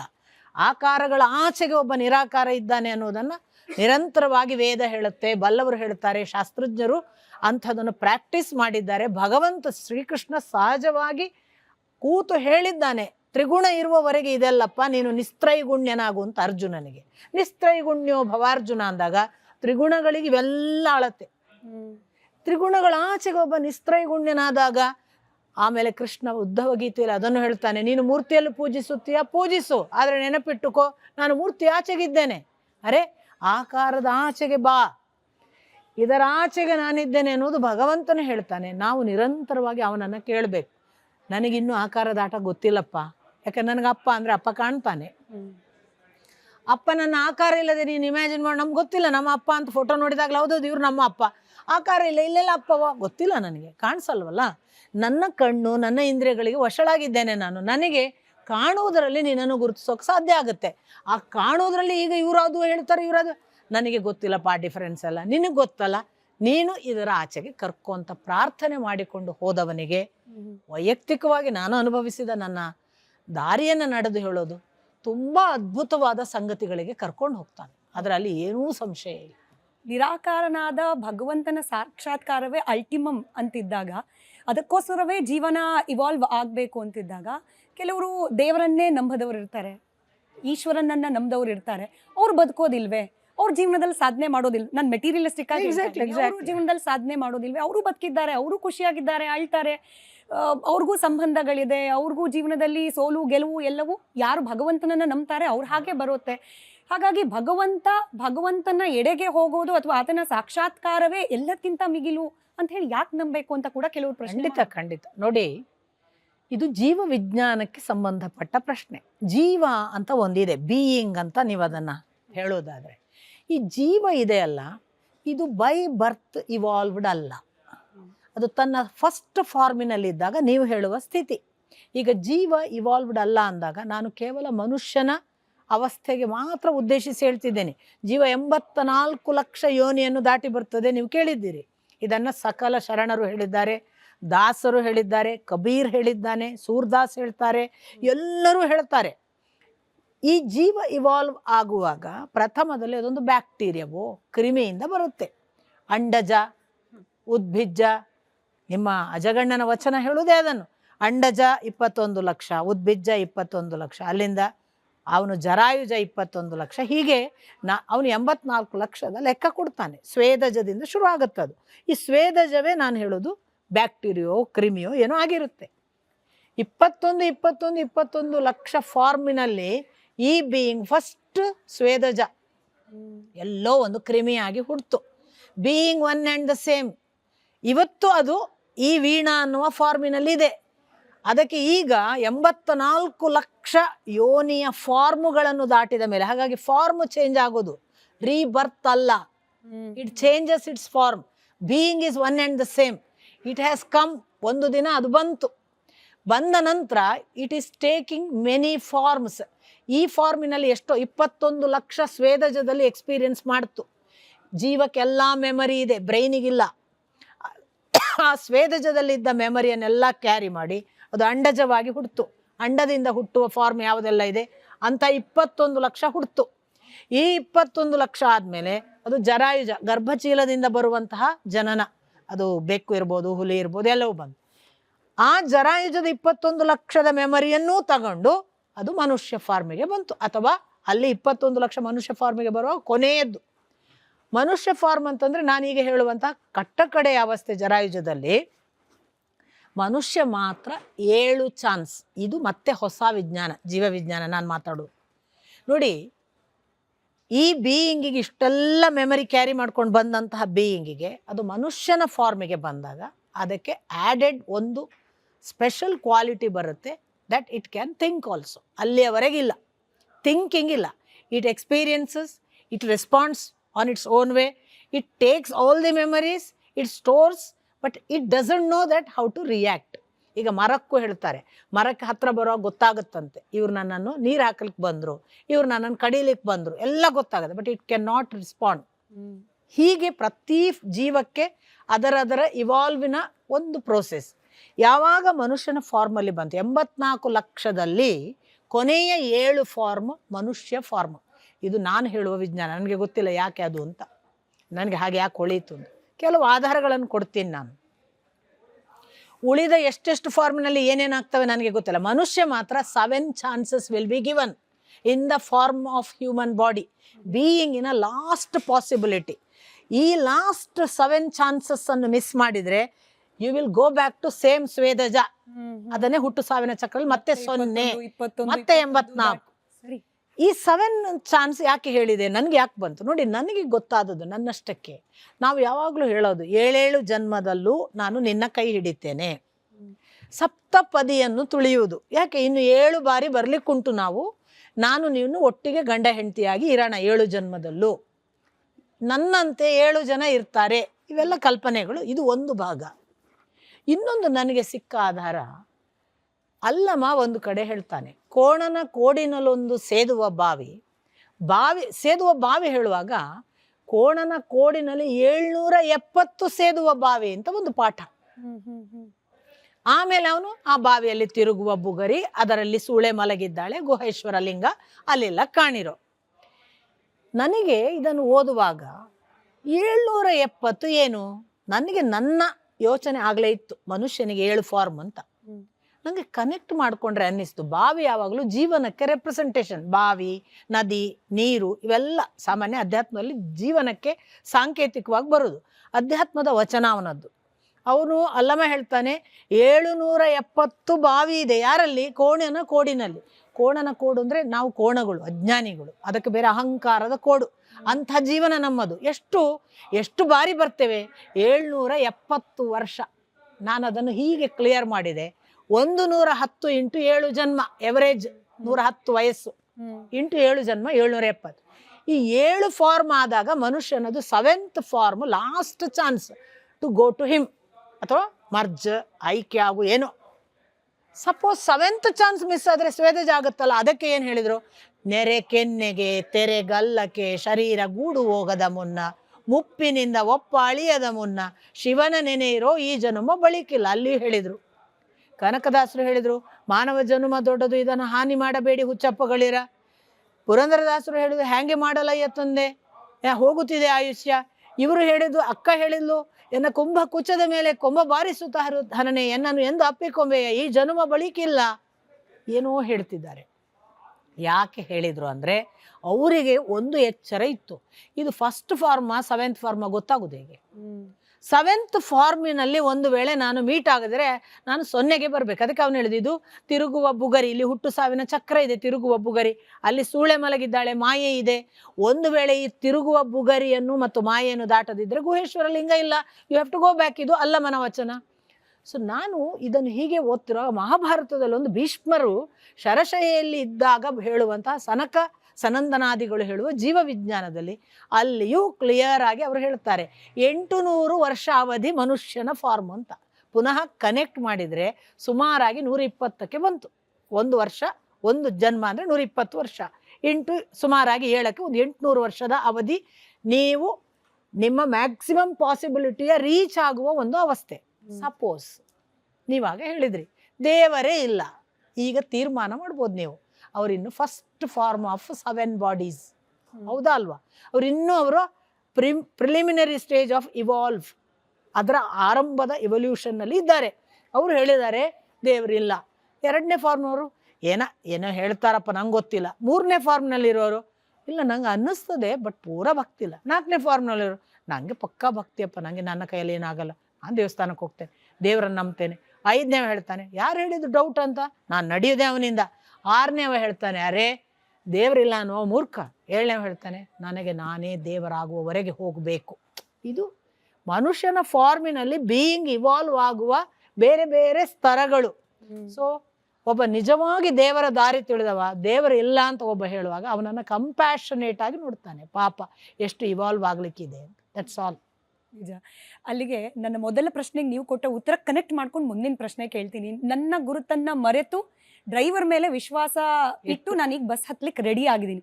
ನನಗೆ ರಿಸ್ಕ್ ತೊಗೊಳಕ್ಕೆ ಇಷ್ಟ ಇಲ್ಲ. ನಂದಿದು ಮೊದಲ ಜನ್ಮವೋ 7ನೇ ಜನ್ಮವೋ, ನನಗೆ ಆ ನಿರಾಕಾರನಾದ ಭಗವಂತನನ್ನ ತಲುಪಬೇಕು ಅನ್ನೋದು ನನ್ನ ತಲೆಯಲ್ಲಿ ಈಗ ಈ ಪಾಡ್ಕಾಸ್ಟ್ ನೋಡೇ ಬಂದಿದೆ. ಸರಿ, ಬಸ್ ಹತ್ತಬೇಕು. ಬಸ್ ಹತ್ತುವ ಪ್ರಕ್ರಿಯೆಗೆ ನನಗೆ ಮಾರ್ಗ ತೋಚ್ತಾ ಇಲ್ಲ. ಹೆಂಗೆ ನನ್ನನ್ನು ನಾನು ಮರೆಯೋದು, ಹೆಂಗೆ ಆ ಬಸ್ಸನ್ನ ಕಂಡುಕೊಳ್ಳೋದು, ಹೆಂಗೆ ಆ ಡ್ರೈವರ್ ಮೇಲೆ ವಿಶ್ವಾಸ ಮೂಡಿಸೋದು, ಈ ಸ್ಥಾನಕ್ಕೆ ಹೋಗಬೇಕು ಅಥವಾ ಈ ಒಂದು ಹಂತಕ್ಕೆ ಹೋಗಬೇಕು ಅಂದರೆ ನಾನು ಏನು ಮಾಡಬೇಕು? ಇಲ್ಲಿಂದ ಈ ಕ್ಷಣದಿಂದ ನನ್ನ ಜರ್ನಿ ಶುರು. ನೋಡಿ, ನಾನು ಮರೆಯುವ ಜರ್ನಿ ಶುರು ಹೆಂಗಾಗಬೇಕು? ನಿಮ್ಮನ್ನು ಮರೆಯುವ ಜರ್ನಿ ನಿಮ್ಮದು ಶುರುವಾದದ್ದು ಹೌದಾದರೆ, ನೀವಿನ್ನು ಕೈಕಾಲು ಬಾರದ ಅಂಬೆಗಾಲು ಕೂಡ ಇಡಲಿಕ್ಕಾಗದ ಹಸುಳೆ ಅನ್ನೋದು ನೆನಪಿರಬೇಕು. ಹಾಗೇನು ಒಂದು ಕೈಕಾಲು ಕೂಡ ಇಲ್ಲದ ಇದೇ ಹುಟ್ಟಿದ 3 ತಿಂಗಳ 2 ತಿಂಗಳ ಹಸುಳೆಯನ್ನು ನೀವು ಇಮ್ಯಾಜಿನ್ ಮಾಡಿ. ಅದೇನು ಮಾಡ್ಬೋದು ಭಾಳ ಅಂದರೆ, ಅದು ಅಳುತ್ತೆ. ಅಮ್ಮ ಬರಬೇಕು ಅಂತ ಗೊತ್ತು, ಅದಕ್ಕೆ ಅಷ್ಟು ಗೊತ್ತು. ಅದರ ಇಂಟರ್ನಲ್ ಯಾವುದೋ ಎಕ್ಸ್ಪೀರಿಯನ್ಸೋ, ಅದರ ಜೀವದ ಮೆಮರಿಯೋ ಏನೋ ಅದು ಅದಕ್ಕೆ ಗೊತ್ತು. ನಾನು ಕೂಗಿದ್ರೆ ಅಮ್ಮ ಬರ್ತಾಳೆ ಅನ್ನೋದು ಅದಕ್ಕೆ ಗೊತ್ತಿದೆ. ಅದೇನು ಮಾಡುತ್ತೆ? ಕೂಗುತ್ತೆ. ಅದು ಬಸ್ ಹತ್ತಲ್ಲ, ಅದು ಡೊಗ್ಗಾಲ್ ಹಿಡ್ಕೊಂಡು ಅಮ್ಮನ ಹತ್ರ ಹೋಗಲ್ಲ. ಮತ್ತೇನು ಮಾಡುತ್ತೆ, ತಾನು ಬಿದ್ದಲ್ಲಿ ಬಿದ್ದಿರ್ತೀನಿ, ನನ್ನ ನಾವ ಬಂದು ಎತ್ಕೋತಾನೆ, ನನ್ನ ಅಮ್ಮ ಬಂದು ಎತ್ಕೋತಾಳೆ, ಕೂಗುತ್ತೆ. You have to start crying. Cry should be so intense.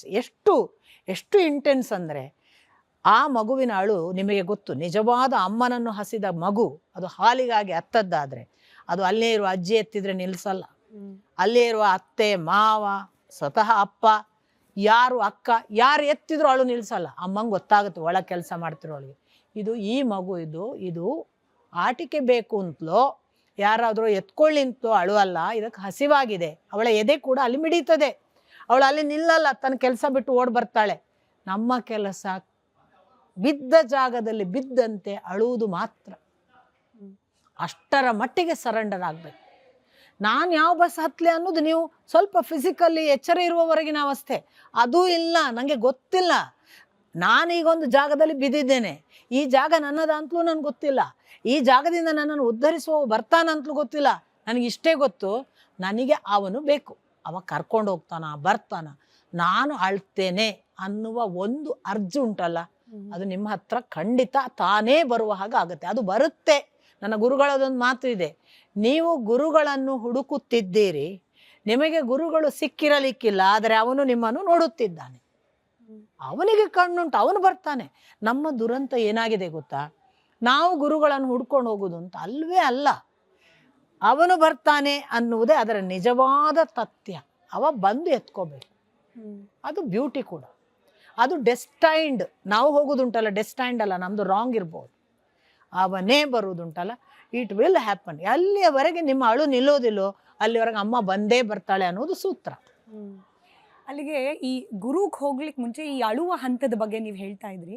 ನನಗೆ ಅಳುವ ವಿಚಾರದಲ್ಲೂ ಕೂಡ ಗೊಂದಲಗಳಿದೆಯಪ್ಪ. ಹೆಂಗೆ ಅಮ್ಮನನ್ನ ಕರೆಯೋ ಹಂತಕ್ಕೆ ಅಮ್ಮನ ಮನಸ್ಸು ಅಥವಾ ಗುರುವಿನ ಕಿವಿ ನಮ್ಮ ಅಳು ತಲುಪೋ ಹಂತಕ್ಕೆ ಚುರುಕಾಗೋ ಹಂತಕ್ಕೆ ಕರ್ಕೊಂಡು ಹೋಗುವ ಅಳು ನನಗೆ ಗೊತ್ತಿಲ್ಲ. ಇದನ್ನ ಕಲೀಲಿಕ್ಕೆ ನನಗೇನಾದ್ರೂ ಮಾರ್ಗ ಇದೆಯಾ? ಇಲ್ಲಿ ವಚನಗಳಾಗಿರ್ಬೋದು, ನಮ್ಮ ಶಾಸ್ತ್ರಗಳಾಗಿರಬಹುದು, ಅದು ಸಹಾಯಕ ಆಗಬಹುದಾ ಅಂತ ಹೇಳಿ. ಇದು ನನ್ನ ಅಣ್ಣ ಒಮ್ಮೆ ನನಗೆ ಹೀಗೆ ಪ್ರಶ್ನೆ ಕೇಳಿದ್ದ. ಭಕ್ತಿ ಮಾಡು ಅಂತ ಕೃಷ್ಣ ಹೇಳ್ತಾನೆ, ಭಕ್ತಿ ಮಾಡಿದರೆ ಏನೇನಾಗ್ತದೆ ಅಂತಲೂ ವಿವರಣೆ ಕೊಡ್ತಾನೆ. ಭಕ್ತಿ ಮಾಡೋದು ಹೇಗೆ ಅಂತ ಹೇಳಲಿಲ್ಲ ಕೃಷ್ಣ ಅಂತ. ಅಂದ್ರೆ ಇಲ್ಲಿ ಅಳೋದು ಹೇಗೆ ಅಂತ. ಸರಿ, ಈಗ ನೀವು ಅದನ್ನೇ ಕೇಳ್ತಿದ್ರಿ. ನಾನು ಹೇಳೋದು, ನನ್ನ ಅಣ್ಣನಿಗೂ ನಾನು ಕೊಟ್ಟ ಉತ್ತರವನ್ನೇ ನಿಮಗೆ ನಾನು ಹೇಳ್ತೇನೆ. ನೋಡಪ್ಪ, ಅವನು ಅದಕ್ಕೊಂದು ಉದಾಹರಣೆ ಕೊಟ್ಟ ನನ್ನ ಅಣ್ಣ. ಈಗ ಅಮ್ಮ ಊಟ ಮಾಡೋದು ಹೇಗೆ ಹೇಳ್ಕೊಟ್ಟಿರ್ತಾಳೆ ಚಿಕ್ಕನ್ನಲ್ಲಿ, ಆನಂತರ ಊಟ ಮಾಡೋಕ್ಕೆ ಬರುತ್ತೆ. ಹಾಗಾಗಿ ಊಟ ಮಾಡು ಅಂತ ಹೇಳ್ಕೊಡ್ಬೇಕಲ್ಲ. ಹಾಗೆ ಭಕ್ತಿ ಹೇಗೆ ಮಾಡೋದು ಅಂತ ಹೇಳಿದರೆ ನನಗೆ ಮಾಡೋಕ್ಕೆ ಬರುತ್ತೆ. ಅವನು ಹೇಳಲೇ ಇಲ್ಲ ಕೃಷ್ಣ ಅಂತ ಅವನದು ಆರೋಪ. ನಾನು ಅವನಿಗೆ ಒಂದು ಪ್ರಶ್ನೆ ಕೇಳಿದೆ. ನೋಡಪ್ಪ, ಅಮ್ಮ ಊಟ ಮಾಡುವುದನ್ನು ಹೇಳಿಕೊಟ್ಟಿದ್ದಾಳೆ ಅವಾಗ ಬಾಲ್ಯದಲ್ಲಿ, ನಮ್ಗೆ ಇನ್ನೂ ಏನೂ ಗೊತ್ತಿಲ್ಲದಾಗ. ಅವಳು ತುತ್ತು ಹಾಕ್ತಾಳೆ, ಹೀಗೆ ನುಂಗು ಅಂತಾಳೆ, ಸ್ವಲ್ಪ ನೀರು ಕುಡಿಸ್ತಾಳೆ. ಹೌದು, ನೀನು ಹೇಳಿದ್ದು ಕರೆಕ್ಟ್, ಅವಳು ಕಲಿಸಿದ್ದಾಳೆ. ಹಸಿವು ಅವಳು ಹೇಳಿಕೊಟ್ಟದ್ದಲ್ಲ. ನನ್ನಲ್ಲಿ ಹಸಿವಾದಾಗ ಅವಳು ತುತ್ತು ಕೊಟ್ಟದ್ದು, ಹೀಗೆ ಊಟ ಮಾಡಬೇಕು ಹೇಳಿದ್ದು. ನಿನ್ನಲ್ಲಿ ಭಕ್ತಿ ಇನ್ಬಾರ್ನ್, ಅದು ಇದೆ. ಅದು ಇವಾಲ್ವ್ ಆಗಬೇಕಾದ್ರೆ ನೀನು ಭಕ್ತಿಯ ಆ ಭಾಗವೇ ಆಗಿ ಉಂಟಲ್ಲ, ಅದನ್ನೇ ನಾನು ಹೇಳಿದ್ದು.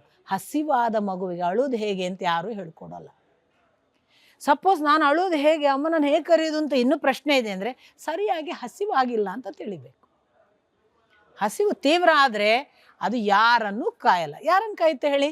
ಯಾವ ಮಗು ಕಾಯುತ್ತೆ? ಅದು ಸಾಕ್ಷಾತ್ ಪ್ರಧಾನಮಂತ್ರಿ ತೊಡೆ ಮೇಲೆ ಇಟ್ಕೊಂಡಿರ್ಬೋದು ತನ್ನ ಮಗುನ. ಇವನು ಪ್ರಧಾನಮಂತ್ರಿ ಸಾರ್ವಜನಿಕವಾಗಿ ಕೂತಿದ್ದಾನೆ, ನಾನು ಇಲ್ಲಿ ಅಳಬಾರ್ದು ಏನು ಯೋಚನೆ ಮಾಡಿ, ಅದಕ್ಕೆ ಹಸಿವಾದರೆ ಚಟ್ನಿ ಚೀರುತ್ತೆ. ಇವನು ಕೇಳಲಿಲ್ವಾ?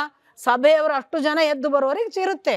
ಅವ ಪ್ರಧಾನಮಂತ್ರಿ ಇದ್ದರೆ ಇರಲಿ, ಅವಳು ಏನು ಬೇಕಾದ್ರಲ್ಲಿ ಅವಳು ತನ್ನ ಸೆರಗಿನೊಳಗಿಟ್ಟು ಬಾಯಿ ಅದಕ್ಕೆ ಹಾಲು ಕುಡಿಸುವ ಹಸಿವನ್ನು ತಣಿಸುವವರೆಗೆ ಅದು ಅಳಲ್ಲ, ಅಳುವುದು ನಿಲ್ಲಿಸಲ್ಲ. ಈ ಪರಿ ನಮ್ಮ ಒಳಗೆ ಹಸಿವು ಹುಟ್ಟಬೇಕು. ಇಷ್ಟೇ. ಹಸಿವು ಹುಟ್ಟಲಿಲ್ಲದಿದ್ದರೆ ಇವಾಲ್ವ್ ಆಗ್ತಾ ಇದ್ದೇವೆ. ಎಟ್ಲೀಸ್ಟ್ ಈಗ ಈ ಸರ್ಚ್ ಹುಟ್ಟಿತ್ತಲ್ಲ, ನಾನು ಕೂಗಬೇಕಿತ್ತು, ನನಗೆ ಯಾಕೆ ಗೊತ್ತಾಗ್ತಿಲ್ಲ, ಇದು ಒಂದು ಸ್ಟೆಪ್. ಇಲ್ಲಿ ಯಾವುದು ಕೂಡ ವ್ಯರ್ಥವಾದ ಹೆಜ್ಜೆಗಳಿಲ್ಲ ಅಲ್ವಾ?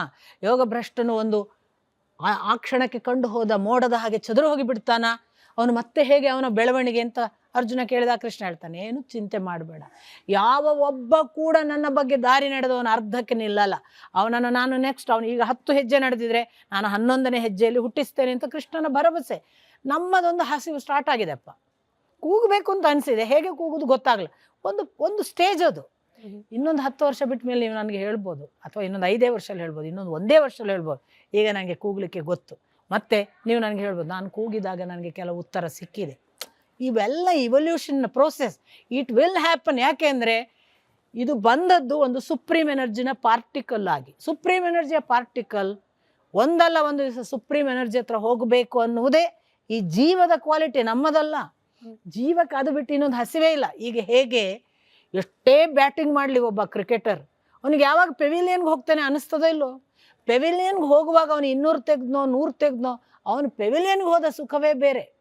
ಇನ್ ದ ಸೇಮ್ ಮ್ಯಾನರ್ ನಾನು ಹೊರಗೆ ಎಷ್ಟು ಆಡಿದೆ, ಎಷ್ಟು ದೊಡ್ಡ ಜನ ಅದೇ ಅಲ್ಲ, ಪೆವಿಲಿಯನ್ಗೆ ಹೋಗುವ ಸುಖ ಇದೆಯಲ್ಲ. ಅದಕ್ಕೆ ನಿಮಗೆ ಗೊತ್ತಿರ್ಬೋದು, ಕೆಲವು ಪರಿಪಾಠಗಳಿವೆ ತುಂಬ ಹಿರಿಯರಿದ್ದು, ಆಸ್ಪತ್ರೆಯಿಂದ ಮನೆಗೆ ತೊಗೊಂಡೋಗು, ನಾನು ಅಲ್ಲಿ ಸಾಯ್ತೇನೆ ಅಂತ. ಈ ಮನೆಗೆ ಹೋಗುವ ಹಸಿವು ಅದು, ಈ ಮನೆ ಅಲ್ಲ ಅದು, ಆ ಮನೆಗೆ ಹೋಗುವ ಹಸಿವು. ನಾನು ಬಂದದ್ದು ಮನೆ ಉಂಟಲ್ಲ, ಆ ಮನೆಯಿಂದ ನಾನು ಆ ಮನೆಗೆ ಹೋಗಬೇಕು. ಇಲ್ಲಿ ಮನೆ ಅನ್ನೋದು ಸಂಕೇತ, ಅದು ಸಾಂಕೇತಿಕವಾಗಿ ಹೇಳೋದವರು. ಹಾಗೆ ನಮ್ಮ ಎಲ್ಲ ಜೀವಕ್ಕೂ ಕೂಡ ನಾನು ಬಂದದ್ದು ಎಲ್ಲಿಂದ, ಅಲ್ಲಿ ಹೋಗ್ಬೇಕಪ್ಪ, ಇದಲ್ಲ ಅಂತ ಡೆಫಿನೆಟ್ ಆಗಿ ನಮಗೆ ಗೊತ್ತೇ ಇಲ್ಲದೆ ಆ ಕ್ವಾಲಿಟಿ ಬರ್ತದೆ. ಯಾಕೆ, ಅದು ಬಂದದ್ದು ಅಲ್ಲಿಂದ, ಅದರಿಂದ ಅದಕ್ಕೆ ಅದರ ಕಡೆ ಪುಲ್ ಇದ್ದೇ ಇರ್ತದೆ. ಅದರಲ್ಲಿ ಬೇರೆ ಇನ್ನೊಂದು ಹೌದು ಒಂದಿಷ್ಟು ಅಲೆದಾಡ್ತದೆ, ಯಾಕೆ ಗೊತ್ತಾಗದೆ. But it takes time, its own time, and it will reach the destination one or the other day. It has to reach, there is no other way. ನಾನೊಮ್ಮೆ ಮನೆ ಬಿಟ್ಟು ಎಷ್ಟೇ ಊರು ಬಿಟ್ಟು ತಿರುಗಲಿ, ನಾನು ಮನೆಗೆ ಬರಲೇಬೇಕಲ್ಲ, ಬಂದೇ ಬರ್ತೇನೆ. ನೀವು ಕೇಳ್ಬೋದು, ಅನೇಕ ಅಲೆಮಾರಿಗಳಿದ್ದಾರೆ, ಭಿಕ್ಷುಕರಿದ್ದಾರೆ, ಅವ್ರು ಹೋಗೇ ಬಿಡ್ತಾರೆ. ಅವರು ನಿರಂತರ ಅಲ್ಲಿ ಭಿಕ್ಷುಕರಾಗಿ ನೆನೀತಿರೋದು ಮನೆಯನ್ನೇ. ನೀವು ಹೌದಲ್ವ ನೋಡಿ, they will come back to that house in another form may be, but it has to happen. ನಾವು ನಮ್ಮ ರೂಟಿಗೆ ಬರಲೇಬೇಕು. ನಮ್ಮ ರೂಟ್ ಯಾವುದು ಅಂದರೆ ಅದು ಅವನು, ಅಲ್ಲಿಗೆ ಸೇರಬೇಕು. ನನ್ನ ಪ್ರಕಾರ ಇಲ್ಲಿ ಎಷ್ಟೇ ಗಲಾಟೆ ಮಾಡುವವರು, ಇದು ಇಲ್ಲ ಹೇಳುವವರು, ಇದು ಸುಳ್ಳು ಅನ್ನುವರು, ಒಂದು ದಿನ ಅಲ್ಲಿಗೆ ಹೋಗೋದು, ಅದು ಎಂಡ್, ಅದೊಂದೇ point. There is no other end points. ನಮಗೆ ಫಿಸಿಕಲ್ ಆಗಿ ಕಾಣುವ ದೇವಸ್ಥಾನದ ಉದಾಹರಣೆ ತಗೊಂಡು ಪ್ರಶ್ನೆ ಕೇಳ್ತೀನಿ. ಈಗ ಭಗವಂತನಿಗೆ ಭಕ್ತನಿಗೆ ನಡುವೆಯಲ್ಲಿ ಒಬ್ಬ ಅರ್ಚಕ ಭಗವಂತನನ್ನ ಪ್ರಾರ್ಥನೆ ಮಾಡ್ಲಿಕ್ಕೆ ಸಹಾಯಕ ಆಗ್ತಾನೆ ಭಕ್ತನಿಗೆ. ಇದನ್ನ ನಾವು ಗುರುವಿಗೆ ಹೋಲಿಕೆ ಮಾಡ್ಕೊಂಡು ನೋಡ್ಬೋದಾ? ಭಗವಂತನ ಸಾಕ್ಷಾತ್ಕಾರಕ್ಕೆ ಒಬ್ಬ ಭಗವಂತನನ್ನ ಅರಸುವವನಿಗೆ ಗುರು ಅರ್ಚಕನ ಪಾತ್ರವನ್ನ ನಿರ್ವಹಿಸ್ಬೋದಾ ಅಂತ ನೋಡಿ. ಅರ್ಚಕ ಎಷ್ಟೋ ಸಾರಿ ಅಲಂಕಾರಕ್ಕೆ ಸೀಮಿತನಾಗ್ಬೋದು, ಬೆಳಗುವ ಆರತಿಯ ಒಂದು ಕ್ರಿಯೆಗಷ್ಟೇ ಸೀಮಿತ ಆಗ್ಬೋದು ಒಂದು ಭಾಗ. ಕೆಲವು ಅರ್ಚಕರು ಆ ಮೂರ್ತಿಯ ಪ್ರಾಣ ಪ್ರತಿಷ್ಠಾಪನೆ ಮಾಡುವಷ್ಟು ತಾದಾತ್ಮ್ಯ ಸಮರ್ಪಣೆಯಿಂದ ಪೂಜೆ ಮಾಡುವವರು ಇರ್ಬೋದು, ಅಪರೂಪ ಅಂಥ ಅರ್ಚಕರು. ಹಾಗೆ ಗುರುಗಳಲ್ಲಿ ಕೂಡ ಅಲಂಕಾರದ ಗುರುಗಳು ಈಗ ಜಾಸ್ತಿ ಆಗಿದ್ದಾರೆ. ಅವರು ದೇವರ ಅಲಂಕಾರ ನೋಡಿ ನಾವು ಮೈಮರೆಯುವ ಹಾಗೆ ಮಾಡ್ತಿದ್ದಾರೆ. ನಿಜವಾಗಿ ಅರ್ಚಕನೊಬ್ಬ ಮಾಡಬೇಕಾದದ್ದು, ನಾನು ಕೂತ್ಕೊಂಡು ದೇವರ ಪೂಜೆ ನೋಡುವಾಗ ನನಗೆ ಆ ದೇವರ ಕಣ್ಣಲ್ಲಿ ಬೆಳಕು ಕಾಣುವವರೆಗೆ ಆ ಪೂಜೆ ಇದ್ದರೆ, ಅವನು ತನ್ನ ಪ್ರಾಣವನ್ನು ಅಲ್ಲಿ ಪ್ರತಿಷ್ಠಾಪನೆ ಮಾಡಿದರೆ, ಅದಕ್ಕೇ ಪ್ರಾಣ ಪ್ರತಿಷ್ಠಾಪನೆ ಅಂತ ಹೆಸರು. ಒಂದು ಮೂರ್ತಿಗೆ ನನ್ನ ಪ್ರಾಣವನ್ನು ಕೊಟ್ಟು ಪ್ರತಿಷ್ಠಾಪನೆ ಮಾಡೋಕ್ಕೆ ಒಬ್ಬ ಅರ್ಚಕನಿಗೆ ಬಂದರೆ ಅವನು ನಿಜ ಅರ್ಚಕ. ಹಾಗೆ ಒಬ್ಬ ಗುರುವಿಗೆ ನಿಮ್ಮ ಒಳಗೊಂದು ಶಕ್ತಿ ಇದೆ. ಅವನು ಖಂಡಿತಕ್ಕೂ ತನ್ನನ್ನು ನೋಡು ನಾನು ಎಷ್ಟು ಬಲವಾನ್, ನನಗೆ ನೋಡು ಎಷ್ಟು ಶಕ್ತಿ ಇದೆ ಅಂತ ತೋರಿಸ್ತಾ ಕೂತ ಅಂತಾದರೆ ಅವನು ಅಲಂಕಾರ ಮಾಡಿಸುವ ಅರ್ಚಕ. ಮಗು, ನಿನ್ನೊಳಗೆ ಭಾರಿ ಶಕ್ತಿ ಇದೆ, ನೀನು ನನ್ನನ್ನು ಬೆಂಬಲಿಸಬೇಡ, ನನ್ನ ಬೆನ್ನು ಹತ್ತಿ ನಿನ್ನ ಜೀವನ ಹಾಳು ಮಾಡ್ಕೋಬೇಡ, ನಾನು ಸರ್ವಸ್ವ ಅಂತ ಅಂತಿಮ ಅಂತ ತಿಳಿಬೇಡ, ನಿನ್ನೊಳಗೊಂದು ಜೀವ ಬಹಳ ಬೆಳವಣಿಗೆಗೆ ಕಾದಿದೆ, ಅದರ ಕಡೆಗೆ ಗಮನ ಕೊಡು ಅಂತ ಸ್ಪಾರ್ಕ್ ಮಾಡಿ ಹೋಗಿಬಿಡಬೇಕು. ಅವ ಸ್ಪಾರ್ಕ್ ಮಾಡೋದು ನನಗೆ ಅರ್ಚಕ ಮಾಡಿದ ಪೂಜೆಯಲ್ಲಿ ಮೂರ್ತಿಯ ಕಣ್ಣಲ್ಲಿ ಕಂಡ ಬೆಳಕುಂಟಲ್ಲ, ನಾನು ನೆಕ್ಸ್ಟ್ ಡೇ ಏನು ಮಾಡ್ತೀನಿ, ಪೂಜೆ ಬಿಡ್ತೇನೆ, ನನಗೆ ಆ ಕಣ್ಣಲ್ಲಿ ಕಂಡ ಬೆಳಕು ಯಾವುದು ಹುಡುಕ್ತೇನಲ್ಲ, ಹಾಗೆ ಅವನು ಸ್ಪಾರ್ಕ್ ಮಾಡ್ತಾನೆ. ಇದು ನಿಜವಾದ ಅರ್ಚಕನ ಮತ್ತು ನಿಜವಾದ ಗುರುವಿನ ಕೆಲಸ. ನಮ್ಮಲ್ಲಿ ಈಗ ದೊಡ್ಡಾಟ ನಡೀತಾ ಇರೋದು ಅರ್ಚಕರು ಅಲಂಕಾರ ಮಾಡುವ ಅರ್ಚಕರದ್ದೇ. ಏನು ಅಲಂಕಾರ ಅಂತ ರಶೀದಿ ಕೊಡೋ ಅರ್ಚಕರು ಭಾಳ ತುಂಬ ಅವರದ್ದೇ ಮೆರೆದಾಟ. ಅಂದರೆ ಅರ್ಚಕರು ಹಾಗೂ ಒಂದು ಭಾಗವಾಗಿ, ನಾನು ರಿಚುವಲ್ ಭಾಗವಾಗಿ ದೇವಸ್ಥಾನಕ್ಕೆ ಬೇಕು, ಆದರೆ ಗುರುಗಳ ವಿಷಯಕ್ಕೆ ಅವರು ಡೇಂಜರಸ್, ಬರೀ ಅಲಂಕಾರ ಹೇಳ್ತಾ ಕೂತ್ಕೊಳ್ತಾರೆ. ಆದರೆ ಅಲ್ಲೂ ಕೂಡ ಒಂದು ಪಾಸಿಟಿವ್ ಪಾಯಿಂಟ್ ಏನಂದರೆ, ಅವ್ರು ಅಟ್ಲೀಸ್ಟ್ ಅಧ್ಯಾತ್ಮದ ಒಂದು ದಾರಿ ಇದೆ ಅನ್ನುವ ಕಡೆಗೆ ಅವರನ್ನು ಕರ್ಕೊಂಬರ್ತಾರೆ. ಇದ್ದಬದ್ದ ಬಾರ್ಗೆ ಹೋಗೋರು, ಇದ್ದಬದ್ದ ಪಬ್ಗೆ ಹೋಗೋರು, ಇನ್ಯಾವುದೋ ಹೆಣ್ಣಿನ ಹಿಂದೆ ಹೋಗೋರು ಸ್ವಲ್ಪ ಈ ಕಡೆ ಬರ್ತಾರಲ್ಲ, ಅಷ್ಟರ ಮಟ್ಟಿಗೆ ಅವರಿಗೂ ಥ್ಯಾಂಕ್ಸ್ ಹೇಳಬೇಕು. ನಾನು ಎಲ್ಲ ಪಾಸಿಟಿವ್ ಪಾಯಿಂಟನ್ನು ಒಪ್ತೀನಿ, ಬಟ್ ಅದರ ಇನ್ನೊಂದು ನೆಗೆಟಿವ್ ಆಸ್ಪೆಕ್ಟ್ ಹೋಗುವವರಿಗೆ ಗೊತ್ತಿರಬೇಕು, ನಾವು ಅಲಂಕಾರಕ್ಕೆ ಬಂದವರಲ್ಲ, ನಮಗೆ ಇದರ ಆಚೆಗೆ ಒಂದು ಸರ್ಚ್ ಇದೆ, ಅದಕ್ಕೆ ಇವರು ಎಷ್ಟು ನಮ್ಮನ್ನು ಕರ್ಕೊಂಡು ಹೋಗ್ತಾರೆ. ಅಥವಾ ಈ ಗುರುವಿನ ಮುಖಾಂತರ ಗುರು ಏನು ಮಾಡಿದ, ಅಲಂಕಾರ ಮಾಡಿ ಮೂರ್ತಿ ಚೆನ್ನಾಗಿದೆ ತೋರಿಸಿದ. ನಾನು ಅಲಂಕಾರಕ್ಕೆ ಮೈ ಮರಿಬಾರ್ದು. ಈ ಮೂರ್ತಿಯ ಒಳಗೊಂದು ಶಕ್ತಿ ಇಲ್ವಾ ಅನ್ನುವ ಮಟ್ಟಕ್ಕೆ ನಮ್ಮನ್ನು ಎಬ್ಬಿಸಿಕೊಳ್ಳುವ ಆತ್ಮವಿವೇಚನೆ ನಮಗೆ ಬರಬೇಕು. ಅಷ್ಟು ಬುದ್ಧಿ, ಅಷ್ಟು ವಿವೇಕ ಕೂಡ ಅಲ್ಲಿ ಗುರುವಿನೊಟ್ಟಿಗಿರುವಾಗ ಕೆಲಸ ಮಾಡಬೇಕು. ಇಲ್ಲದೆ ಹೋದರೆ ಬಹುಶಃ ಒಬ್ಬ ಬಹಳ ನಂಬಿದ ಭಕ್ತ ಗುರುವೇ ಅಲ್ಟಿಮೇಟ್ ಅಂತ ತಿಳಿದ್ರೆ ಅವನ ಸರ್ವನಾಶ ಕೂಡ ಆಗ್ಬೋದು. ನೀವು ಪಬ್ಬು ಬಾರು ಅಂದ್ರಿ ಅನ್ನೋ ಕಾರಣಕ್ಕೆ ಈ ಗುರುವಿನಿಂದ ಸ್ವಲ್ಪ ಈಚೆಗೆ ಬಂದು ಪ್ರಶ್ನೆ ಕೇಳ್ತಾ ಇದ್ದೀನಿ. ಇತ್ತೀಚೆಗೆ ಈ ಸಾಮಾಜಿಕ ಜಾಲತಾಣಗಳಲ್ಲಿ ಬ್ಯಾಲೆನ್ಸಿಂಗ್ ಲೈಫ್ ಅನ್ನೋದ್ರ ಬಗ್ಗೆ ಬಹಳ ರೀಲ್ಸ್ಗಳಾಗ್ತಿದೆ. ಅಂದರೆ ಬೆಳಗ್ಗೆ ನಾನು ಸಂಧ್ಯಾವಂದನೇನೂ ಮಾಡ್ತೀನಿ, ರಾತ್ರಿ ಫ್ರೆಂಡ್ಸ್ ಜೊತೆ ಪಾರ್ಟಿನೂ ಮಾಡ್ತೀನಿ, ಐ ಆಮ್ ಬ್ಯಾಲೆನ್ಸಿಂಗ್ ಬೋತ್. ಇದನ್ನು ಹೆಂಗೆ ಗಮನಿಸ್ತೀರಿ ತಾವು ಅಂತ ಹೇಳಿ, ನಿಜವಾಗ್ಲೂ ಬ್ಯಾಲೆನ್ಸ್ ಮಾಡ್ತಾ ಇರೋದಾ? ನೋಡಿ, ಖಂಡಿತಕ್ಕೂ ಕೂಡ ನಾನು ಪಬ್ ಬಾರ್ ಅಂತ ಹೇಳುವಾಗ ಅದರ ಮಾನಸಿಕ ಬೌದ್ಧಿಕ ದುಷ್ಪರಿಣಾಮಗಳನ್ನು ಬದಿಗಿಡೋಣ. ದೈಹಿಕವಾಗಿ ಖಂಡಿತ ನಿಮ್ಮ ಆರೋಗ್ಯ ಕೆಡುತ್ತೆ, ಖಂಡಿತವಾಗಿ ನೀವು ದುರ್ಬಲರಾಗ್ತೀರಿ. ನಾನೇ ನನ್ನ ಕಣ್ಣಾರೆ ನೋಡಿದ ಅತ್ಯಂತ ಪ್ರತಿಭಾನ್ವಿತರು ನನ್ನ ಜೊತೆಗಿದ್ದವರು 40ಕ್ಕೆಲ್ಲ ಹೊರಟು ಹೋಗಿದ್ದಾರೆ. ಬೇರೆ ಏನೂ ಕಾರಣ ಅಲ್ಲ, ಅವರ ಮದ್ಯಪಾನದ ಚಟದಿಂದ.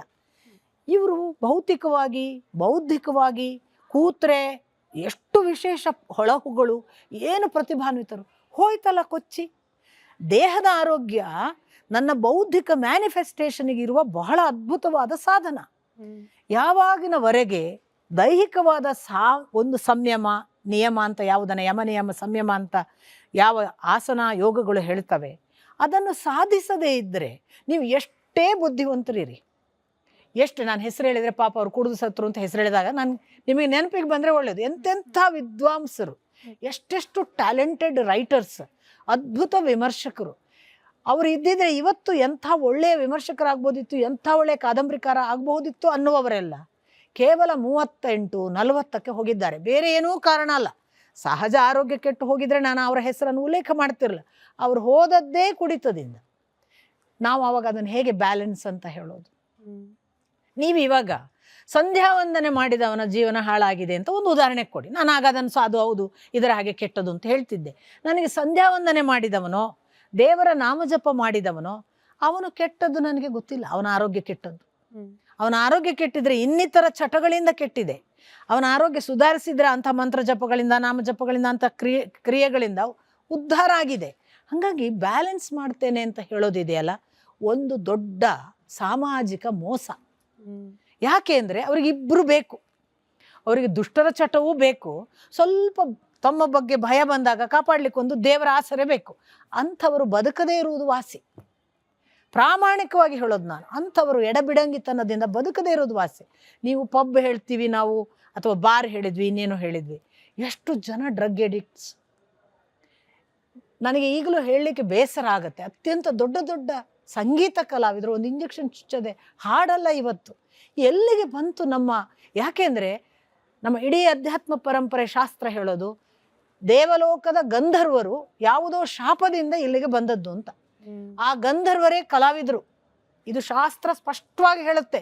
ಅಲ್ಲಿ ಯಾವುದೋ ದೇವಲೋಕದಲ್ಲಿ ಕೊಡಬೇಕಾದ ತಮ್ಮ ಸುಖವನ್ನು ಗಂಧರ್ವರಾಗಿ ಕೊಡಬೇಕಾದ ಆ ಪ್ರತಿಭೆಯನ್ನು ಕೊಡದೇ ಇರುವುದಕ್ಕೂ ಯಾವುದೋ ಕಾರಣಕ್ಕೆ ಹೋಗು ಭೂಮಿಯಲ್ಲಿ ಎಲ್ಲರನ್ನು ಸಂತೋಷಪಡಿಸಿ ಬಾ ಅಂತ ಬಂದವರು ಅವರೇ. ಅವರ ಗಂಧರ್ವತ್ವದ ಆ ಒಂದು ಪರಿಣಾಮವಾಗಿ ಕಲಾವಿದರಾಗಿ ಹುಟ್ಟಿದ್ದಾರೆ. ಎಂಥ ಪ್ರತಿಭೆ ಇರುತ್ತೆ ಅವರಿಗೆ. ನೀವು ಇನ್ನೊಮ್ಮೆ ಇಮ್ಯಾಜಿನ್ ಮಾಡೋಕ್ಕೆ ಸಾಧ್ಯ ಇಲ್ಲ. ಅಂಥ ನಟಿ ಹುಟ್ಟಬೋದಾ, ಅಂತ ಒಬ್ಬ ನಾಟ್ಯವತಿ ಹುಟ್ಟಬೋದಾ? ಆ ಪರಿ ಇರ್ತಾರೆ. ಇದು ಅವನ ಕೃಪೆ ಅನ್ನುವ ನೆನಪು ಬಿಟ್ಟು ನಾನೇ ಹಾಡುವವಳು, ನಾನು ಚೆನ್ನಾಗಿ ಹಾಡಬೇಕು ಅನ್ನುವ ಚಟಕ್ಕೆ ಬಿದ್ದದ್ದಕ್ಕಲ್ವ ಚಟಗಳು ಬರುವುದು. ನನ್ನನ್ನು ಎಷ್ಟು ದಿನ ಅವನು ಚೆನ್ನಾಗಿ ಹಾಡಿಸ್ತಾನೆ ಅಷ್ಟು ದಿವಸ ಹಾಡ್ತೀನಿ. ಎಷ್ಟು ದಿನ ಅವನು ನನಗೆ ಇಷ್ಟು ಜನ ಪ್ರೇಕ್ಷಕರು ನೋಡಿ ಚಪ್ಪಾಳೆ ತಟ್ಟುವಂಥ ನಾಟ್ಯ ಮಾಡುವ ಸಾಮರ್ಥ್ಯ ಕೊಡ್ತಾನೆ ಅಷ್ಟು ದಿನ ನಾನು ನಾಟ್ಯ ಮಾಡ್ತೀನಿ ಅನ್ನುವ ಭಾವದ ಸರೆಂಡರ್ ಇದ್ದರೆ ಅವನು ಕೊನೆಯವರೆಗೂ ಎಂಥ ಅದ್ಭುತ ಹಾಡುಗಾರರಾಗಿ ಎಂತೆಂಥ ಒಳ್ಳೆಯ ಕಲಾವಿದರಾಗಿ ಹೋಗ್ಬೋದು. ಇದಲ್ಲದ ಒಂದು ಭಾಗಕ್ಕೆ ಬಂದದ್ರಲ್ಲ ಅಲ್ವಾ ನಾನು ಚೆನ್ನಾಗಿ ಹಾಡಬೇಕು, ಇವತ್ತು ನನ್ನ ಮೂಡ್ ಚೆನ್ನಾಗಿರೋ ಡ್ರಗ್ಸ್ ಶುರು ಮಾಡ್ತಾರೆ. ಎಲ್ಲಿಗೆ ಹೋಗುತ್ತೆ? ಹಾಗಾಗಿ ನಾನು ಆ ದೃಷ್ಟಿಯಲ್ಲಿ ಹೇಳಿದ್ದು, ಎರಡು ದೋಣಿಯಲ್ಲಿ ಕಾಲಿಟ್ಟು ಆ ಕಡೆ ಕೇಡು ಮಾಡಿ ಆದರೂ ಈ ದುಷ್ಟ ಸಂಪಾದನೆ ಬೇಕು ನನಗೆ, ಈ ದುಷ್ಟರ ಸಹವಾಸ ಬೇಕು ನನಗೆ, ಅವರು ಕೊಡುವ ದುಡ್ಡು ಬೇಕು ಅನ್ನುವ ಕಾರಣಕ್ಕಾಗಿ ದುಷ್ಟ ಚಟಕ್ಕೆ ಹೋಗೋದು. ಸ್ವಲ್ಪ ದೇವರ ಆಸರೆ ಇರಲಿ ಸಂಧ್ಯಾ ವಂದನೆ ಮಾಡೋದು.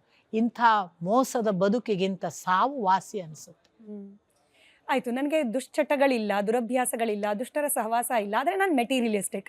ನನಗೆ ಲಕ್ಸುರಿ ಕಾರ್ನಲ್ಲಿ ಓಡಾಡಬೇಕು, 7 ಅಂತಸ್ತಿನ ಮನೆಯಲ್ಲಿರಬೇಕು, ನನ್ನ ಕುಟುಂಬಸ್ಥರನ್ನೆಲ್ಲ ಒಡವೆ ವೈಡೂರ್ಯ ಹಾಕೊಂಡಿರೋದನ್ನ ನೋಡಬೇಕು ನಾನು. ಬಟ್ ಸ್ಟಿಲ್ ನನಗೆ ಭಗವಂತನ ಸಾಕ್ಷಾತ್ಕಾರವೂ ಬೇಕು. ಇದು ಪಾಸಿಬಲ್? ಅಯ್ಯೋ ಶುಚೀನಾಂ ಶ್ರೀಮತಾಂ ಗೇಹೆ ಯೋಗಭ್ರಷ್ಟೋ ಅಭಿಜಾಯತೆ, ಶ್ರೀಕೃಷ್ಣನ ಮಾತು. ನೀನು ಅತ್ಯಂತ ಶ್ರೀಮಂತ ಮನೆತನದಲ್ಲಿ ಹುಟ್ಟಿದ್ರೆ ನೀನು ಯೋಗಭ್ರಷ್ಟಳಾಗಿ ಅರ್ಧ ದಾರಿ ನಡೆದವಳು ಅಂತ ಅರ್ಥ. ನಿನಗೆ ಅದಕ್ಕೆ ನಾನು ಅಷ್ಟು ಫಿಸಿಕಲ್ ಕಂಫರ್ಟ್ ಕೊಟ್ಟಿದ್ದೀನಿ.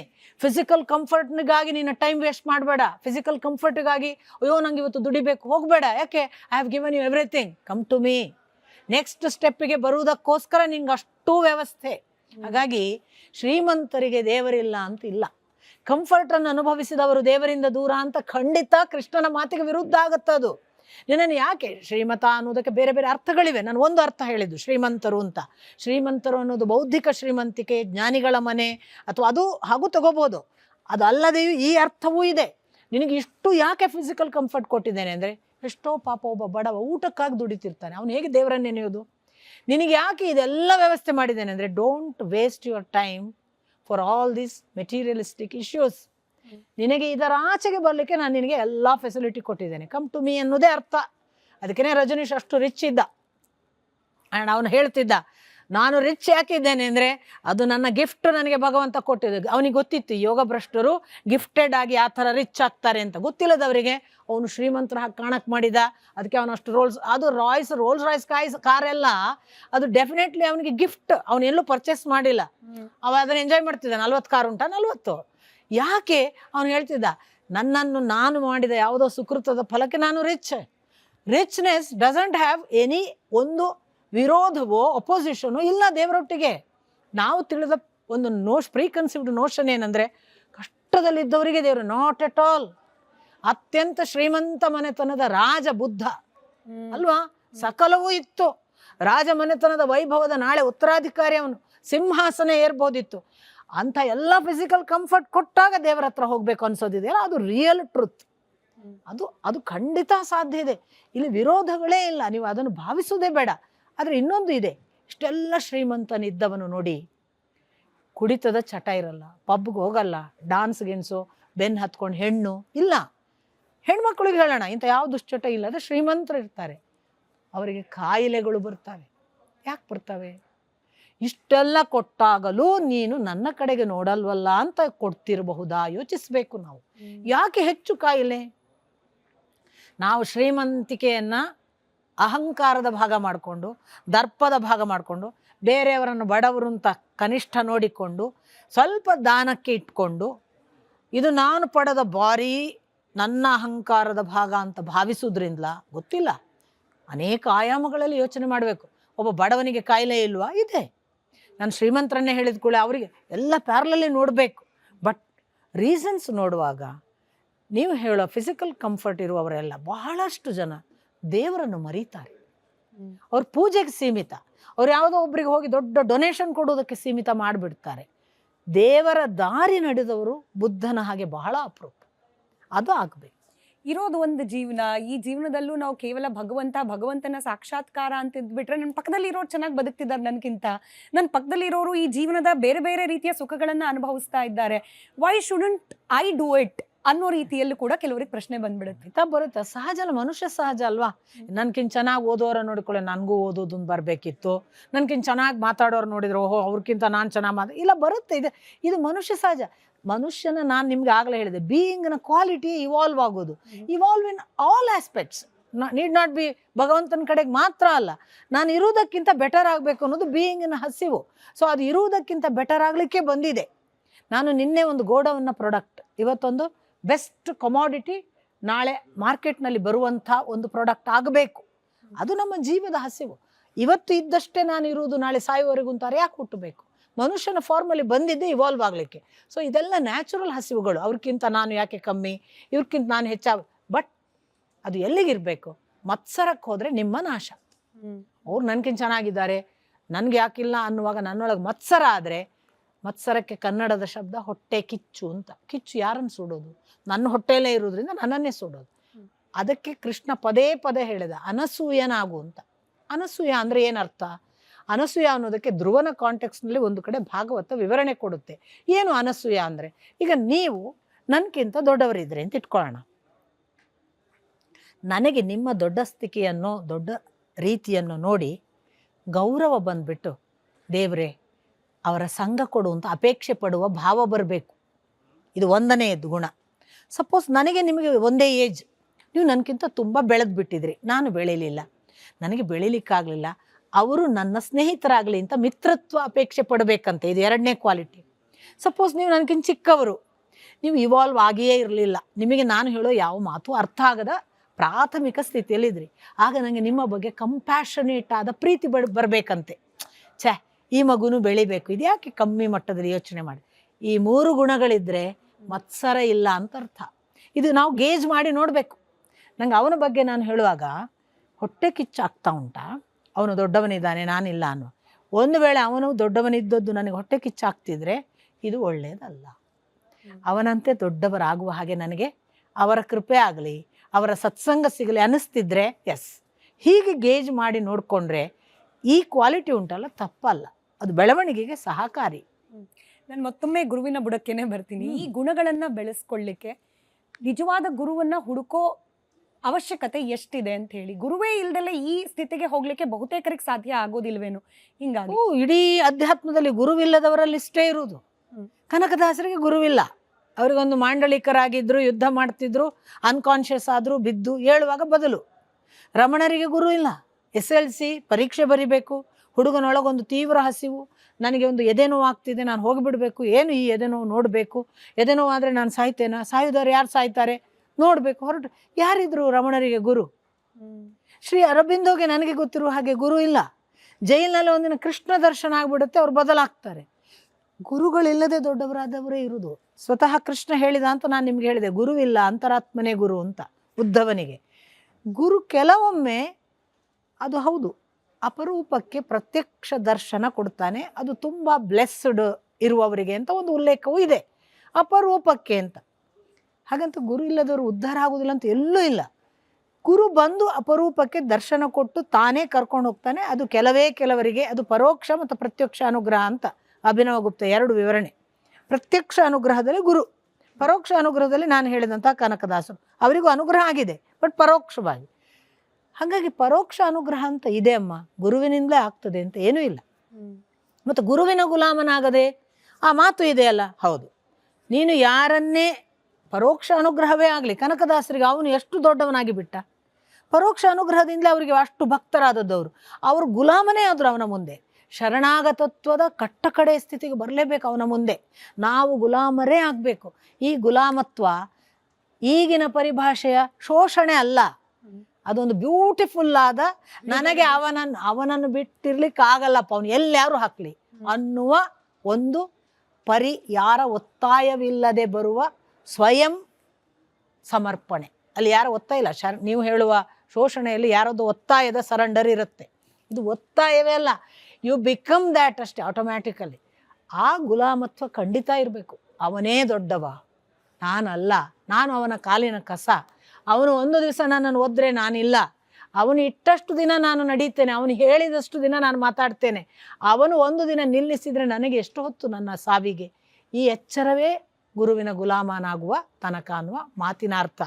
ನಾವದನ್ನು ಬಹಳ ಫಿಸಿಕಲ್ ಮಾಡಿ ಒಂದು ಗುರು ಅಂತ ಹುಡುಕಿಕೊಂಡು ಹೋಗಬೇಕು, ಅವನಿಗೆ ಸರೆಂಡರ್ ಆಗಬೇಕು, ಹಾಗೇನಿಲ್ಲ. ಅದು ಆ ಪರಮತತ್ವದ ಬಗ್ಗೆ ಬರುವ ಟೋಟಲ್ ಸರೆಂಡರ್ ಅಷ್ಟೆ. ಹಾಗಾಗಿ ಗುರು ಅನ್ನುವ ಫಾರ್ಮಿನಿಂದ ಅನುಗ್ರಹ ಡೆಫಿನೆಟ್ಲಿ ಅಪರೂಪ ಆಗುತ್ತೆ, ಅದರ ಬಗ್ಗೆ ನೋ ಡೌಟ್. ಅದೇ ಅಲ್ಟಿಮೇಟ್ ಅಲ್ಲ. ಈವನ್ ಒಳ್ಳೆಯ ಗುರು ಇದ್ದಾನಲ್ಲ, ಫಿಸಿಕಲ್ ಫಾರ್ಮಲ್ಲಿ ಪ್ರತ್ಯಕ್ಷ ಅನುಗ್ರಹ ಮಾಡಿದವ, ಅವನು ಖಂಡಿತಕ್ಕೂ ನಾನು ಅಲ್ಟಿಮೇಟ್ ಅಲ್ಲ, ನನ್ನ ಆಚೆಗೆ ಹೋಗುವಂತಾನೆ ಕೃಷ್ಣ ಹೇಳಿದ ಹಾಗೆ. ನನ್ನ ಗುರುಗಳು ನನಗೆ ಹೇಳ್ತಿದ್ರು, ಮಗಳೇ, ಗುರು ಅನ್ನುವುದು ಹೆಗಲ ಮೇಲಿನ ಹೆಣ, ಅವನನ್ನು ಹೆಚ್ಚು ಹೊತ್ತು ನಡೆಯಬೇಡ, ಅವನನ್ನೇ ಹೆಗಲಲ್ಲಿ ಹೊತ್ತು ನಡೆದರೆ ನಿನ್ನ ನಡೆ ನಿಧಾನವಾಗುತ್ತದೆ, ಅವನನ್ನು ಕೆಳಕ್ಕೆ ಎಸೆದು ನಡೆ. ಇದೆಲ್ಲ ದೊಡ್ಡ ಗುರುಗಳು ಕೊಡುವ ಒಳ್ಳೆಯ ಮಾದರಿ. ಆದರೆ ಸಾಮಾನ್ಯ ಗುರುಗಳು, ನನ್ನನ್ನು ನಂಬು, ನನ್ನ ನಂಬದಿದ್ರೆ ನಿನಗೆ ಗತಿ ಇಲ್ಲ, ನಿನ್ನನ್ನು ಕೊನೆಯವರೆಗೆ ಗುರಿ ಮುಟ್ಟಿಸುವವ ನಾನು, ನನ್ನನ್ನು ಮರೆತ ದಿನ ನೀನು ಪ್ರಪಾತಕ್ಕೆ ಬೀಳ್ತಿ ಅಂತ ಹೆದರಿಸ್ತಾರೆ. ನಿಜ ಗುರು ಎಂದೂ ಮಾಡಲ್ಲ. ಅಜ್ಞಾನದಿಂದ ಸಾಕ್ಷಾತ್ಕಾರದವರೆಗಿನ ಜರ್ನಿ ಬಗ್ಗೆ ಇದ್ದ ಒಂದಷ್ಟು ಗೊಂದಲಗಳಿಗಂತೂ ನಿಮ್ಮ ಮಾತಿಂದ ಉತ್ತರ ಸಿಕ್ತು ಅಂತ ಭಾವಿಸ್ತೀನಿ. ಒಂದಷ್ಟು ತೀರಾ ಬೇಸಿಕ್ ಅನ್ಸೋ ಪ್ರಶ್ನೆಗಳನ್ನ ಕೇಳ್ಬಿಡ್ತೀನಿ. ಅನೇಕರಿಗೆ ಅನ್ಸುತ್ತೆ ದೇವಸ್ಥಾನಕ್ಕೆ ಯಾಕೆ ಹೋಗ್ಬೇಕಾ ದೇವಸ್ಥಾನಕ್ಕೆ ಅಂತ. ನೋಡಿ, ಈಗ ನಮ್ಮ ಅಪ್ಪ ಅಮ್ಮ ಎಲ್ಲಿದ್ದಾರೆ? ಮನೆಯಲ್ಲಿದ್ದಾರೆ. ನಾನು ಉದ್ಯೋಗ ಹುಡ್ಕೊಂಡು ಎಲ್ಲೋ ಬಂದಿದ್ದೀನಿ. ಈಗ ಉದಾಹರಣೆಗೆ ನನಗೂ ಅವ್ರಿಗೂ 1000 ಮೈಲ್, ನಾನು ದೆಹಲಿಯಲ್ಲಿದ್ದೇನೆ ಅಂದ್ಕೊಂಡು ನನ್ನ ಅಪ್ಪ ಉಡುಪಿಯಲ್ಲಿದ್ದಾರೆ. ಒಂದು ಸರಿ ಆದ್ರೆ ಅಪ್ಪನ ಹತ್ರ ಮನೆಗೆ ಹೋಗಿ ನೋಡಿ ಬರಬೇಕು ಅಂತ ಎಷ್ಟು ವಿಡಿಯೋ ಕಾಲ್ ಮಾಡಲಿ, ಎಷ್ಟು ಫೋನಲ್ಲಿ ಮಾತಾಡಲಿ, ಒಂದು ಸರಿ ಹೋಗಿ ಅಪ್ಪನ ಫಿಸಿಕಲಿ ನೋಡ್ಬೇಕು ಅನ್ನಿಸ್ತದೆ. ಆಗ ಏನು ಮಾಡ್ತೀನಿ? ಮನೆಗೆ ಹೋಗ್ತೀನಿ. ಮನೆಗೆ ಯಾಕೆ ಹೋಗಬೇಕು? ಅಪ್ಪ ವಿಡಿಯೋ ಕಾಲಲ್ಲಿ ಸಿಗ್ತಾರಲ್ಲ, ಅಪ್ಪ ಫೋನಲ್ಲಿ ಮಾತಾಡ್ತಾರಲ್ಲ, ಅಪ್ಪ ನಾನು ಓದ್ಲಿಕ್ಕೆ ಬರುತ್ತೆ, ಲೆಟ್ರ್ ಬರೀತಾರೆ. ಅರೆ, ಫಿಸಿಕಲ್ ಒಂದು ನೋಡುವ ಸಂತೋಷಕ್ಕೆ ಮನೆಗೆ ಹೋಗ್ತೀನಿ ಅಂತ. ದೇವಾಲಯಗಳು ಹಾಗೆ ನನಗೆ ನನ್ನ ಮನಸ್ಸಿಗೆ ಕನೆಕ್ಟ್ ಆಗಿ ನನ್ನ ಜೊತೆಗೆ ಎಷ್ಟೊಂದು ಕಾನ್ವರ್ಸೇಷನ್ ಮಾಡಬಲ್ಲ ಭಗವಂತನನ್ನು, ಎಷ್ಟೊಂದು ಸಾರಿ ಕನಸಿನಲ್ಲಿ ದರ್ಶನ ಕೊಟ್ಟನೇನೋ ಅನ್ನೋ ಅನುಭವ ಕೊಟ್ಟವನನ್ನು, ಪ್ರತಿ ಸಂದರ್ಭದ ನನ್ನ ಯಾವುದೋ ಅನುಭವಗಳಲ್ಲಿ ಅದು ಅವನಿಂದ ಆಯಿತು ಅನ್ನುವ ಎಷ್ಟೋ ರುಚಿಗಳನ್ನು ಕೊಟ್ಟವನು. ನನಗೆ ಅವನನ್ನು ಫಿಸಿಕಲಿ ನೋಡಬೇಕು ಅಂದರೆ ಗೊತ್ತಿಲ್ಲ, ಬೇರೆ ದಾರಿಯೇ ಗೊತ್ತಿಲ್ಲ, ಸಿಗಲ್ಲ ಅವನು. ಆಗ ಇರುವ ಏಕಮಾತ್ರ ದಾರಿ ನಾನು ದೇವಸ್ಥಾನಕ್ಕೆ ಹೋಗೋದು. ಯಾಕೆ? ಒಂದು ಸಾರಿ ನನಗಾದ ಅನುಭವಗಳನ್ನೆಲ್ಲ ಆ ಮೂರ್ತಿಯಲ್ಲಿ ನೋಡಿಬಿಟ್ಟು ಓಹೋ ನೀನೇ ಅನ್ನೋದಕ್ಕೊಂದು ಗ್ರ್ಯಾಟಿಟ್ಯೂಡ್ನ ಜಾಗ. ಆದ್ದರಿಂದ ದೇವಸ್ಥಾನ ಎಷ್ಟೋ ಸಂದರ್ಭಗಳಲ್ಲಿ ನಮ್ಮ ಮಾನಸಿಕ ಅನೇಕ ಭಗವಂತನ ಸಾಧ್ಯತೆ ಅನುಭವಗಳನ್ನು ಮೂರ್ತ ರೂಪದಲ್ಲಿ ನೆನಪಿಸುವ ತಾಣ. ನನ್ನ ಅಪ್ಪನ ಮನೆಯ ಹಾಗೆ. ಏನು ತಪ್ಪು? ಇನ್ನೂ ಒಂದು ಹೇಳ್ತೀನಿ, ಅನೇಕ ಜಾಗ ಇವೆ ಜಗತ್ತಿನಲ್ಲಿ. ಅದೊಂದು ಪಾರ್ಕ್ ಇರ್ಬೋದು, ಒಂದು ಸಾರ್ವಜನಿಕ ಎಲ್ಲರೂ ಬಂದು ಸೇರುವಂತಹ ಯಾವುದೋ ಸತ್ಸಂಗದ ಜಾಗ ಇರ್ಬೋದು, ಇನ್ಯಾವುದೋ ಎಲ್ಲರೂ ಸೇರುವಂತಹ ಪಬ್ ಇರ್ಬೋದು, ಇನ್ಯಾವುದೋ ಬಾರ್ ಇರ್ಬೋದು, ಹೋಟೆಲ್ ಇರ್ಬೋದು. ನೀವು ಅಲ್ಲಿ ಎಲ್ಲ ಕಡೆ ನಿಮಗೆ ನೆಗೆಟಿವ್ ಪಾಸಿಟಿವ್ ಎರಡೂ ಎನರ್ಜಿ ಸಿಕ್ಕೇ ಸಿಗಬೇಕು. ಯಾಕೆ? ಎರಡೂ ಥರದವ್ರು ಬರ್ತಾರೆ. ದೇವಸ್ಥಾನ ಈಸ್ ದ ಓನ್ಲಿ ಪ್ಲೇಸ್, ಅಲ್ಲಿ ಮಾತ್ರ ನಿಮಗೆ ಪಾಸಿಟಿವ್ ಎನರ್ಜಿಯೇ ಸಾಧ್ಯ. ಯಾಕೆಂದರೆ ಯಾರು ಬಂದವನು ಕೂಡ ಒಂದು ವೇಳೆ ದೇವರನ್ನು ಬೈಲಿಕ್ಕೆ ಬಂದವನಾದರೂ ಕೂಡ ಅವನು ಯಾಕಪ್ಪ ನನ್ನನ್ನು ಉದ್ಧಾರ ಮಾಡಲಿಲ್ಲ ಅಂತ ಬಯಕ್ಕೆ ಬರೋದು. ಸೊ ಅಲ್ಲೊಂದೇ ನನಗೆ ಕಾಣೋದು, ಆ ಪಾಸಿಟಿವ್ ವೈಬ್ ನಿಮಗೆ ದೇವಸ್ಥಾನ ಬಿಟ್ಟರೆ ಇನ್ನೊಂದು ಕಡೆ ಸಿಗೋಕ್ಕೆ ಸಾಧ್ಯ ಇಲ್ಲ. ಹಾಗಾಗಿ ಅಂಥ ತಾಣಗಳು ಇರೋದ್ರಿಂದ ಹಾನಿ ಅಂತೂ ಇಲ್ಲ. ಹೋಗೋದ್ರಿಂದ ನಿಮಗೆ ಲಾಭ ಆಯ್ತೋ ಬಿಡ್ತೋ, ಕೆಡುಕಂತೂ ಆಗಲ್ಲ. ಒಳಗೆ ಹೋಗೋದ್ರಿಂದ ನಿಮಗೆ ನಿಜವಾಗಿ ಅನುಗ್ರಹ ಆಯ್ತೋ ಬಿಡ್ತೋ. ಒಂದು ಸಾರಿ ಕಣ್ಣು ಏನೋ ಒಬ್ಬನನ್ನು ನೋಡಿತಲ್ಲ ಆ ಮೂರ್ತಿಯಾಗಿ, ಓಹೋ ಒಂದು ಕ್ಷಣ ಅವನನ್ನು ನೋಡುವುದರಿಂದ ಏನೋ ಆಗಬಹುದು, ಯಾರಿಗೆ ಗೊತ್ತು. ಕೆಡುಕಿಲ್ಲದೆ, ಕೆಡುಕಿನ ಪರಿಣಾಮಗಳಿಲ್ಲದೆ ನಿಮ್ಮ ಬದುಕಿನ ಇಡೀ ಒಟ್ಟು ನಡೆಗೆ ಯಾವುದೇ ಒಂದು ದೋಷದ ಭಾಗವನ್ನು ಉಂಟು ಮಾಡದೆ ಬೆಳೆಸ್ತದಾದರೆ ಏನು ತಪ್ಪು ಹೋಗೋದಕ್ಕೆ? ಇರಲಿ ಅಲ್ವಾ. ಎರಡನೇದು ಮತ್ತೊಮ್ಮೆ ಮೂಲಭೂತ ಪ್ರಶ್ನೆ, ಧರ್ಮ ಅಂದರೆ ಏನು? ಇತ್ತೀಚೆಗೆ ರಾಜಕೀಯವೂ ಬೆರೆತಂತೆ, ಹಾಗೆಯೇ ಈ ಸಾಮಾಜಿಕ ಕೆಲವೊಂದಷ್ಟು ಬೌಂಡ್ರಿಗಳಿಗೂ ಸೀಮಿತವಾಗಿ ಧರ್ಮವನ್ನು ಉಲ್ಲೇಖ ಅಥವಾ ಅದ್ರ ಬಗ್ಗೆ ವ್ಯಾಖ್ಯಾನಗಳನ್ನು ಮಾಡಲಾಗ್ತಾ ಇದೆ. ನಿಜವಾಗ್ಲೂ ಧರ್ಮ ಅಂದರೆ ಏನು? ತುಂಬ ಕಾಂಪ್ಲಿಕೇಟೆಡ್. ಯಾವುದು ಧಾರಯತಿ ಅದು ಧರ್ಮ. ನಮ್ಮನ್ನು ಧಾರಣೆ ಮಾಡುವಂಥ, ಅಂದರೆ ನಮ್ಮನ್ನು ನಡೆಸುವುದು, ನಮ್ಮ ಎಲ್ಲ ಜೀವನದ ಸತ್ಯ, ಪ್ರಾಮಾಣಿಕತೆ, ನೀತಿ, ನಿಯಮಗಳನ್ನೆಲ್ಲ ಧಾರಣೆ ಮಾಡಿ ನಾನು ಚೆನ್ನಾಗಿ ನಡೆಯುವುದಕ್ಕೆ ಯಾವುದು ಸಹಾಯ ಮಾಡ್ತದೋ ಅದು ಧರ್ಮ. ಅದರಲ್ಲಿ ಅಹಿಂಸೆಯೂ ಬಂತು. ನನ್ನ ಸತ್ಯಗಳು ಅಹಿಂಸೆಗಳು ಮಾತ್ರ ಅಲ್ಲ, ನನಗೆ ಇರುವ ನಂಬಿಕೆಗಳು ಬಂತು. ನಾನು ಮಾಡುವ ಪೂಜೆ ಪುನಸ್ಕಾರಗಳ ಭಾಗವಾದ ಎಷ್ಟೋ ರಿಚುವಲ್ಗಳು ಬಂತು. ಎಲ್ಲವನ್ನು ಧಾರಣೆ ಮಾಡಬೇಕು. ಈ ಧಾರಣೆ ಮಾಡುವುದು ಅಂದರೆ ಏನು? ಧಾರಣೆ ಯಾವತ್ತೂ ಕೂಡ ಇನ್ನೊಬ್ಬರಿಗೆ ಹಾನಿ ಆದರೆ ಧಾರಣೆ ಅಲ್ಲ. ಭೂಮಿಯನ್ನು ನಾವು ಧಾರಣೆ ಅಂತೇವೆ. ಯಾಕೆ? ಭೂಮಿಗೆ ಮಾತ್ರ ಎಲ್ಲರನ್ನು ಹೊರುವ ಶಕ್ತಿ. ಅದು ಶತ್ರುಗಳನ್ನು ಹೊರ್ತದೆ, ಅದು ಮಿತ್ರರನ್ನು ಹೊರ್ತದೆ, ಒಳಿತು ಮಾಡೋರನ್ನು ಹೊರ್ತದೆ, ಕೆಡುಕು ಒಂದು ದಿನವೂ ಅದು ಇವನು ಮಾತ್ರ ಹೊರ್ತೇನೆ, ಇವನನ್ನು ಬಿಡ್ತೇನೆ ಅನ್ನಲ್ಲ. ಅಷ್ಟರ ಮಟ್ಟಿಗೆ ಸಮನ್ವಯ ಮಾಡಿ ಯಾರಿಗೂ ಭೇದವಿಲ್ಲದೆ ಧಾರಣೆ ಮಾಡುವುದಕ್ಕೆ ಧರ್ಮ ಅಂತ ಹೆಸರು. ಈಗ ಗೊತ್ತಾಯ್ತು ನಿಮಗೆ ಧರ್ಮ ಎಷ್ಟು ಅಪವ್ಯಾಖ್ಯಾನಕ್ಕೆ ಒಳಗಾಗಿದೆ ಅಂತ. ಹಾಗಾಗಿ ಆ ಅರ್ಥದಲ್ಲಿ ಧರ್ಮ ಉಳಿದಿಲ್ಲ. ಇನ್ನೂ ಒಂದು ಇದರ ಭೌತಿಕ ಫಾರ್ಮ್, ಸೊಸೈಟಿಯ ದೃಷ್ಟಿಯಿಂದ ಅನೇಕರು ಧರ್ಮವನ್ನು ತಮ್ಮ ತಮ್ಮ ಬೇಳೆ ಬೇಯಿಸ್ಕೊಳ್ಳಿಕ್ಕೆ ಬಳಸುವಾಗ, ಇನ್ನೊಂದು ಧರ್ಮವನ್ನು ತುಳಿಯುವಾಗ ನಾವು ಸುಮ್ಮನೆ ಇರಬೇಕಾ? ಖಂಡಿತ ಅದು ಕೂಡ ಒಂದು ಭಾಗವಾಗಿ ನಮ್ಮ ಧರ್ಮ ರಕ್ಷಣೆ ಕೂಡ ನಮ್ಮ ಹೊಣೆ. ಈ ಧರ್ಮ ರಕ್ಷಣೆ ನಮ್ಮ ಹೊಣೆ ಅಂದಾಗ ಅದು ಸತ್ಯ ರಕ್ಷಣೆ, ನ್ಯಾಯ ರಕ್ಷಣೆ, ನೀತಿ ರಕ್ಷಣೆಯೇ ನಮ್ಮ ಹೊಣೆ. ಕೃಷ್ಣ ಭಗವದ್ಗೀತೆಯಲ್ಲಿ ಹೇಳುವಾಗಲೂ ಕೂಡ ಅರ್ಜುನನಿಗೆ ಧರ್ಮ ರಕ್ಷಣೆ ಅಂದರೆ ಅದು ನಾವು ಹೇಳುವ ಹಿಂದೂ ಧರ್ಮ, ಸನಾತನ ಧರ್ಮ ಅಲ್ಲ. ನ್ಯಾಯ ಸತ್ಯಕ್ಕಾಗಿ ಹೋರಾಡುವಂಥ. ನ್ಯಾಯ ಸತ್ಯ ಎಲ್ಲಿತ್ತು? ಅರ್ಜುನಾದಿಗಳ ಜೊತೆಗಿತ್ತು. ಆಚೆ ಕಡೆ ಅನ್ಯಾಯ ಮಾಡಿದ್ರು, ಅದಕ್ಕೆ ಸಾಕಷ್ಟು ಎಲ್ಲ ಓದಿಕೊಂಡಾಗ ಗೊತ್ತು ಏನು ಅನ್ಯಾಯ ಅಂತ. ಸುಮ್ಮನೆ ಮೇಲ್ಮೇಲೆ ಓದಿದವರೆಲ್ಲ ಆರ್ಗ್ಯುಮೆಂಟಿಗೆ ಬಂದರೆ ಪೂರ್ತಿ ಓದ್ಕೊಂಡು ಬನ್ನಿ ಅನ್ನುವ ಹಾಗೆ ಉಂಟದು ಮಹಾಭಾರತ, ಏನು ಮಾಡೋಕ್ಕಾಗಲ್ಲ. ಅದು ಬುಡದಿಂದ ಮಾಡ್ತಾ ಬಂದ ಅನ್ಯಾಯಕ್ಕೆ ಕಟ್ಟ ಕಡೆಗೆ ಅಷ್ಟೂ ತಾಳ್ಮೆಯಿಂದ ಕಾದು ಕಟ್ಟ ಕಡೆಗೆ ಕೊಟ್ಟ ಫೈನಲ್ ಆಪ್ಷನ್. ಬೇರೆದು ಗತಿ ಇಲ್ಲ ಅದಕ್ಕೆ. ಎಲ್ಲ ಪ್ರಯತ್ನ ಪಟ್ಟು ಸಂಧಾನ ಎಲ್ಲ ಪ್ರಯತ್ನ ಪಟ್ಟಿದ್ದಾನೆ ಕೃಷ್ಣ, ಕೂಡಿಸಕ್ಕೆ ನೋಡಿದ್ದಾನೆ. ಯುದ್ಧವೇ ಇಲ್ಲದ ಹಾಗೆ ಮಾಡಬಹುದಾದದ್ದನ್ನು ಯುಧಿಷ್ಠಿರ ಪ್ರಪೋಸ್ ಮಾಡಿದ್ದಾನೆ. 5 ಗ್ರಾಮ ಕೊಡೆಯ ಅಂದಿದ್ದಾನೆ. ಎಲ್ಲವೂ ಆದ ನಂತರ ಲಾಸ್ಟ್ ಆಪ್ಷನ್ ಯುದ್ಧ. ಇವತ್ತೇನಾಗಿದೆ, ಧರ್ಮ ರಕ್ಷಣೆ ಅಂದರೆ ಇನ್ನೊಂದು ಧರ್ಮವನ್ನು ಕೊಲ್ಲುವುದು. ಇದು ಶುರುವಾದದ್ದು ಒಂದು ಧರ್ಮದಿಂದ, ನಾನು ಹೆಸರು ಹೇಳಲ್ಲ, ನಿಮ್ಗೆ ಗೊತ್ತು. ಅವರಿಗೆ ತಲೆಗೆ ಯಾಕೆ ಬಂತು ಅಂದರೆ ಅವರು ಹೇಳಿಬಿಟ್ರು ಅವರ ಧರ್ಮದಲ್ಲಿ ನಮ್ಮ ದೇವರನ್ನಲ್ಲದೆ ಇನ್ನೊಂದನ್ನು ನಂಬಿದವ ಅವ ಧರ್ಮಿಷ್ಠನಲ್ಲ ಅಂತ.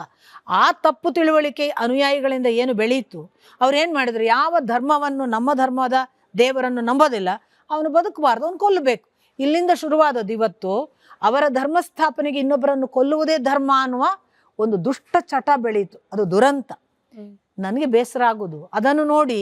ನಾವು ಕೂಡ ಅವ್ರು ಹಾಗೆ ಮಾಡ್ತಾರಾದರೆ ನಾವು ಅವರನ್ನು ಕೊಲ್ಲಬೇಕು. ಎಲ್ಲೇ ಮುಗಿಯೋದು ಸ್ವಾಮಿ? ಕಡೆಗೆ ಹಾಗಾದರೆ ಸಂಖ್ಯೆಯಲ್ಲಿ ಯಾರು ಹೆಚ್ಚು ಉಳಿತಾರೆ ಅವರ ಧರ್ಮ ಉಳಿಯುತ್ತದೆ, ಸಂಖ್ಯೆಯಲ್ಲಿ ಕಡಿಮೆ ಆದವರ ಧರ್ಮ ಹೋಗುತ್ತೆ. ಇದಾ ಪರಿಣಾಮ?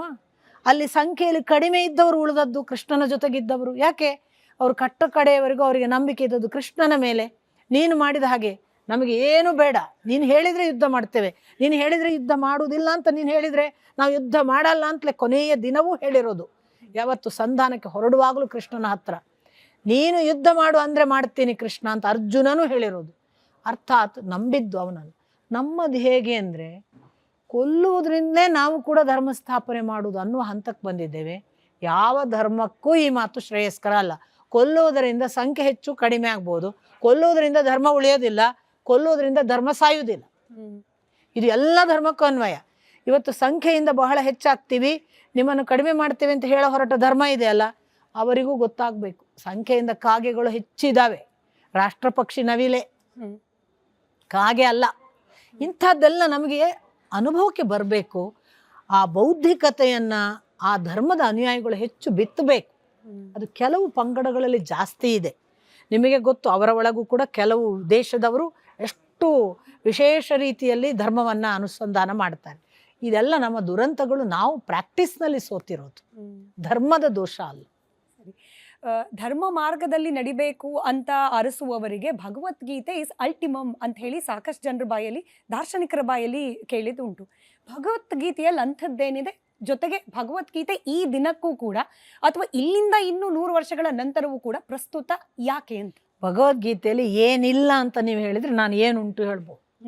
ಒಂದು ಬೆಳೆಯುವ ಮನುಷ್ಯನ ಜೀವ ಸ್ವಭಾವ, ಅವನು ಮಾಡಬೇಕಾದ ಕೆಲಸ, ಮಾಡುವ ಕೆಲಸದಲ್ಲಿ ಇರಬೇಕಾದಂತಹ ಡಿಟ್ಯಾಚ್ಮೆಂಟ್, ಮಾಡಿದ ನಂತರ ಫಲ ಬಂದಾಗ ಮಾಡಬೇಕಾದ ಆ ಫಲದ ರಿಸೀವಿಂಗಿನ ಎಂಡಿನಲ್ಲಿ ಇರಬೇಕಾದಂತಹ ಶ್ರದ್ಧೆ, ಅದರ ಆಚೆಗೆ ಇದೆಲ್ಲ ಆದಾಗಲೂ ಮನುಷ್ಯ ತಾನು ಕಂಪ್ಲೀಟ್ ಆಗ್ತಾ ಬಂದರೂ ಕೂಡ ಅದರ ಆಚೆಗೆ ಅವನು ಬೆಳೀಬಹುದಾದ ಸಾಧ್ಯತೆ, ಹಾಗೆ ಬೆಳೆದಾಗ ಅವನು ನೋಡಬಹುದಾದ ಅತ್ಯಂತ ಅಲ್ಟಿಮೇಟ್ ಆದ ಆ ಭಗವತ್ ಸತ್ವ, ಅದನ್ನು ಕಂಡ ಬಳಿಕ ಅವನಲ್ಲಿ ಬರಬಹುದಾದ ವಿನಯ, ಅವನು ಹಾಗೆ ವಿನಯಶೀಲನಾಗಿಯೇ ಉಳಿಯುವುದರಿಂದ ಕಟ್ಟ ಕಡೆಗೆ ಮುಟ್ಟಬಹುದಾದ ಸ್ಥಿತಿ, ಇಡೀ ಜೀವ ಇವಾಲ್ವ್ ಆಗುವುದಕ್ಕೆ ಏನು ಬೇಕು ಅಷ್ಟು ಇದೆ ಅಲ್ವಾ? ಇಲ್ಲದ್ದೇನಿದೆ. ಹಾಗಾಗಿ ಭಗವದ್ಗೀತೆಯನ್ನು ಯಾವ ಮಗುಗೆ ಯಾವುದೋ ಒಂದು ಶ್ಲೋಕ ತೆಗೆದ್ರೆ ಅವನ ಇಡೀ ಜೀವನಕ್ಕೆ ಸಾಲುವಷ್ಟು ಅದರಲ್ಲಿ ಇದೆ. ಆ ಪರಿ ಭಗವದ್ಗೀತೆಯನ್ನು ಕಟ್ಟಿಕೊಟ್ಟಿದ್ದಾರೆ. ಅದು ವೇದವ್ಯಾಸರು ಕಟ್ಟಿಕೊಟ್ರೋ ಕೃಷ್ಣ ಕಟ್ಟಿಕೊಟ್ರೋ ವಾದ ಮಾಡ್ತಾರೆ. ನನಗೆ ಯಾವತ್ತೂ ಕೂಡ ಪಕ್ಕಾ ನಂಬಿಕೆ ವೇದವ್ಯಾಸರ ಮೇಲೆ. ಯಾಕಂದರೆ ವೇದವ್ಯಾಸರು ಯಾವ ವಾಕ್ಯವನ್ನು ಕೂಡ ಸುಳ್ಳು ಬರೆದವರೇ ಅಲ್ಲ. ಕೃಷ್ಣ ಹೇಳಿದ್ದಾನೆ ಅಂದರೆ ಅದು ಕೃಷ್ಣ ಹೇಳಿದ್ದಾನೆ ಅಂತಲೇ ಅರ್ಥ. ಅವರು ಕೃಷ್ಣ ಹೇಳದ್ದನ್ನು ಇದು ಕೃಷ್ಣ ಹೇಳಿದ್ದು ಅಂತ ಅವರು ಬರೆಯುವವರು ಅಲ್ಲವೇ ಅಲ್ಲ. ಆ ಮಟ್ಟಕ್ಕೆ ಕೃಷ್ಣ ಹೇಳಿದ ಮಾತು, ಕೃಷ್ಣ ಹೇಳಿದ ಮಾತನ್ನು ನಮಗೆ ಕೊಟ್ಟವನು ಯಾರು? ಒಬ್ಬ ಸಂಜಯನಿಂದ ಕೊಡಿಸಿದ್ದಾರೆ. ಸಂಜಯ ಯಾರು? ಆಫ್ಟರ್ ಆಲ್ ಒಬ್ಬ ಸೂತ. ಸೂತ ಅಂದರೆ ನೋಡಿ, ಅಲ್ಲಿ ಜಾತಿ ಭೇದವಿಲ್ಲದೆ ಕನಿಷ್ಠ ಒಬ್ಬ ಸಾಮಾನ್ಯ ಅಂತ ಹೇಳುವವ ನಮಗೆ ದಾಖಲು ಬಿಟ್ಟು ಹೋದದ್ದು. ಅವನು ಕೊಟ್ಟು ಹೋಗುವಾಗ ಎಷ್ಟು ಯಥಾವತ್ತು ಕೊಟ್ಟಿದ್ದಾನೆ. ಸೊ ಇದೆಲ್ಲ ಬಹಳ ಅದ್ಭುತವಾದ ಸಂದೇಶ ಇದೆ ಅದರಲ್ಲಿ. ಎಲ್ಲ ಅರ್ಥದಲ್ಲೂ ಸಂದೇಶ ಇದೆ, ಕೊಟ್ಟವರಿಂದ ಹಿಡಿದು ಕೊಟ್ಟ ಮೌಲ್ಯದವರೆಗೆ. ನಿಜ. ಇದನ್ನ ನಾನು ವೈಯಕ್ತಿಕವಾಗಿ ಒಪ್ಪದೆ ಹೋದ್ರು ಕೂಡ ಈ ವಾದ ಇದೆ ಅನ್ನೋದಕ್ಕೆ ಪ್ರಶ್ನೆ. ಭಗವದ್ಗೀತೆ ನನಗೆ ಭಾಷೆ ಕಾರಣಕ್ಕೂ ಅಥವಾ ಆಳವಾದ ಜ್ಞಾನದ ಕಾರಣಕ್ಕೂ ನನಗೆ ಅರಗಿಸ್ಕೊಳ್ಳಿಕ್ ಕಷ್ಟ ಅಂದವರಿಗೆ ವಚನಗಳು ಅದೇ ತತ್ವಗಳನ್ನ ಸಾರುವಂಥದ್ದು ಅನ್ನೋದು ನಮಗೆಲ್ಲ ಗೊತ್ತಿರೋ ವಿಚಾರ.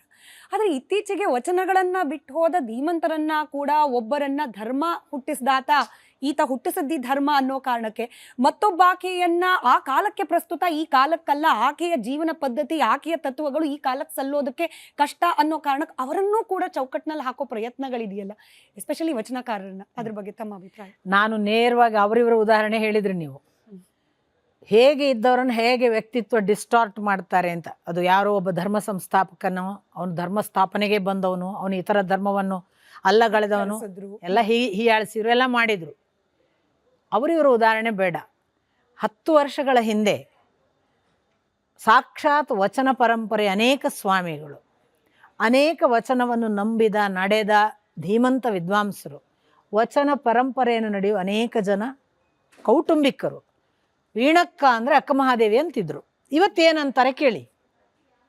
ನಾನು ಯಾಕೆ ಹೇಳೋದಂದ್ರೆ, ನನಗೆ ಅಕ್ಕ ಮಹಾದೇವಿ ಹೇಳಿದ್ರಿಂದ ನಾನು ದೊಡ್ಡವಳಾಗಲಿಲ್ಲ, ಇವ್ರು ಹೀಗೆ ಹೇಳೋದು ನಾನು ಚಿಕ್ಕವಳಾಗಲಿಲ್ಲ. ನನಗೆ ಅವರ ಮನಸ್ಥಿತಿಯ ಬಗ್ಗೆ ಭಾಳ ಬೇಸರ ಯಾಕೆ ಆಗುತ್ತೆ ಅಂದರೆ, ಅವರಿಗೆ because Veena is speaking on Bhagavad Gita and she started speaking on Mahabharata, Ramayana, Bhagavata. ನಾವು Veena is not the earlier one. ಇದು ಎಲ್ಲಿಗೆ ಬಂತು? ನಮ್ಮ ಪರ್ಸೆಪ್ಷನ್ ಯಾಕೆ ಬದಲಾಗ್ತಿದೆ? ವಚನ ಮಾತಾಡಲಿಕ್ಕೆ ನಿಮಗೆ ಸಾಧ್ಯ ಆದರೆ, ವಚನದ ಅಂತರಾಳ ಅರ್ಥ ಆದರೆ, ಭಗವದ್ಗೀತೆ ಉಪನಿಷತ್ತು ಯಾಕೆ ನಿಮಗೆ ಹತ್ರ ಆಗುತ್ತೆ ಯೋಚನೆ ಮಾಡುವ ಸಾಮಾನ್ಯ ಒಂದು ತಿಳುವಳಿಕೆ ಯಾಕೆ ಹೊರಟೋಗ್ತಾ ಇದೆ ನಮಗೆ? ಸಿದ್ದೇಶ್ವರ ಶ್ರೀಗಳು ಎಂಥ ಅಪೂರ್ವ ವ್ಯಕ್ತಿ, ಜಗತ್ತು ಬಹುಶಃ ಅಂಥ ವ್ಯಕ್ತಿಯನ್ನು ನಮ್ಮ ಕಾಲದಲ್ಲಿ ಕಂಡಿದೆ ಅಲ್ಲ ಅಂತ ನಾವು ಭಗವಂತನಿಗೆ ಶರಣಾಗಿ ನಮಸ್ಕರಿಸಬೇಕು. ಅಂಥ ವ್ಯಕ್ತಿ ಅವರು. ನಾನು ವೈಯಕ್ತಿಕ 20 ವರ್ಷ ಕಂಡಿದ್ದೇನೆ. ಅವರು ಥ್ರೂ ಔಟು ಒಂದು ವಚನ ಹೇಳಿದರೆ ಭಗವದ್ಗೀತೆಯ ಶ್ಲೋಕ ಹೇಳ್ತಿದ್ರು, ಕೋಟ್ ಮಾಡ್ತಿದ್ರು. ಒಂದು ಉಪನಿಷತ್ತಿನ ಶ್ಲೋಕ ಹೇಳಿದರೆ ಅದಕ್ಕೆ ವಚನ ಕೋಟ್ ಮಾಡ್ತಿದ್ರು, ಅದಕ್ಕೆ ಪ್ಯಾರಲಲ್ ಆಗಿ. ಅವರೊಂದು ವೇದ ಮಾತಾಡಿದರೆ ಅಲ್ಲಿ ವಚನಗಳು ಇರ್ತಿದ್ವು. ಅಂಥ ಮಹಾನುಭಾವನಿಗೆ ಕಾಣಿಸ್ತಲ್ವಾ? ಯಾಕೆ ಸಾಮಾನ್ಯರಿಗೆ ನಿಮಗೆ ಕಾಣಿಸಲ್ವಾ? ಯಾಕೆ ಕಾಣಿಸಲ್ಲ ಅಂದರೆ, ಇವರೇ ಹೇಳ್ತಿದ್ರು, ನಿಮ್ಮ ಹಾಗೆ ನಮ್ಗೆ ವಚನ ಹೇಳಕ್ಕೆ ಬರೋಲ್ಲ, ನಿಮ್ಮ ಹಾಗೆ ನಮ್ಗೆ ವಚನ ಅರ್ಥ ಆಗಲ್ಲ. ಯಾಕೆ ಅಂದರೆ, ನೀವು ಸ್ವಲ್ಪ ಕಣ್ತೆರೆದು ಉಪನಿಷತ್ತು, ಭಗವದ್ಗೀತೆ, ವೇದ ಏನು ಹೇಳ್ತದೆ ಓದಿ ಸ್ವಾಮಿ, ವಚನ ಇನ್ನೂ ಹೆಚ್ಚು ಅರ್ಥ ಆಗುತ್ತೆ. ಯಾಕೆ ಕೂಪ ಮಂಡೂಕತ್ವ? ಅವರುಗಳು ಕೂಡ ಆ ದಾರಿ ನಡೆದಾಗ ನೋಡಿ, ದಾರಿ ನಡೆಯುವವರು ಓದ್ಬೇಕಂತಿಲ್ಲ. ಇನ್ನೂ ಒಂದು ಮಾತು, ಅಲ್ಲಮ್ಮ ವೇದ ಓದಿದ್ದಾನೆ ಅಂತ ನಾನೇನು ಆರ್ಗ್ಯೂ ಮಾಡೋಕ್ಕೆ ಹೋಗಲ್ಲ, ಭಗವದ್ಗೀತೆ ಓದಿದ್ದಾನೆ ಅಂತ ಓದಬೇಕಾಗಿಲ್ಲ. ದಾರಿ ನಡೆದವನಿಗೆ ಭಗವದ್ಗೀತೆಯ ಸತ್ಯ ತನ್ನ ಅನುಭವ ಆಗ್ತದೆ, ಅವನಿಗೆ ವೇದ ಏನು ಹೇಳಿದೆ ಗೊತ್ತಾಗುತ್ತೆ. ಒಬ್ಬ ಬಸವಣ್ಣ ಅದನ್ನು ತಿಳಿಯಬಲ್ಲರು. ಅವರು ಓದಿ ಆಗಬೇಕಿಲ್ಲ, ಅವರು ಓದಿದ್ರೋ ಇಲ್ಲೋ ಅದು ಮತ್ತೆ ಪ್ರತ್ಯೇಕ ಚರ್ಚೆ ವಿಷಯ, ಬಿಡೋಣ ಅದನ್ನು. ಒಬ್ಬ ಮನುಷ್ಯ ಒಂದು ದಾರಿ ನಡೆಯುವ, ಈಗ ನಾನೊಂದು ಇವತ್ತು ಜಮಖಂಡಿಂದ ಬೆಂಗಳೂರಿಗೆ ಬಂದೆ ಅಂತ ಇಟ್ಕೋಣ. ಆ ಜಮಖಂಡಿಂದ ಇಲ್ಲಿಗೆ ಬರುವವರೆಗೆ ಆ ದಾರಿಯ ಯಾವ್ಯಾವುದೋ ಇನ್ಫ್ಲುಯೆನ್ಸ್ ನನಗಾಗಿದ್ರೆ ಏನು ತಪ್ಪು? ಅಲ್ಲಿ ರೊಟ್ಟಿ ಇಷ್ಟ ಆಗ್ಬೋದು, ಅವರು ಮಾಡುವ ಯಾವುದೋ ಆದರ ಆತಿಥ್ಯ ನನಗೆ ಬಹಳ ಪ್ರಿಯ ಆಗ್ಬೋದು, ಅಲ್ಲಿಯವರ ಜನರ ಶ್ರದ್ಧೆ ನನಗೆ ಇಷ್ಟ ಆಗ್ಬೋದು, ಏನು ತಪ್ಪು? ಹಾಗೆ ಅಧ್ಯಾತ್ಮದ ದಾರಿ ನಡೆಯುವಾಗ ಮಹಾ ಋಷಿಗಳು ನಡೆದದ್ದು ಇನ್ಫ್ಲುಯೆನ್ಸ್ ಯಾಕೆ ಆಗಬಾರ್ದು? ಇವರು ಓದಲೇ ಇಲ್ಲ, ಇವರು ಧಿಕ್ಕರಿಸಿ, ಯಾರು ಹೇಳಿದ್ದು ಸ್ವಾಮಿ? ದೊಡ್ಡ ದಾರಿ ನಡೆಯೋರು ಯಾರನ್ನೂ ಧಿಕ್ಕರಿಸುವುದಿಲ್ಲ. ದೊಡ್ಡ ದಾರಿ ನಡೆಯುವ ಅಧ್ಯಾತ್ಮ ಜೀವಿಗಳಿಗೆ ವಿರೋಧಿಗಳಿಲ್ಲ. ಬಹಳ ದೂರದ ಭಗವಂತನನ್ನು ಗುರಿಯಾಗಿ ಹೊರಟವರಿಗೆ ಇಲ್ಲಿರುವ ಯಾರೂ ಶತ್ರುಗಳಲ್ಲ.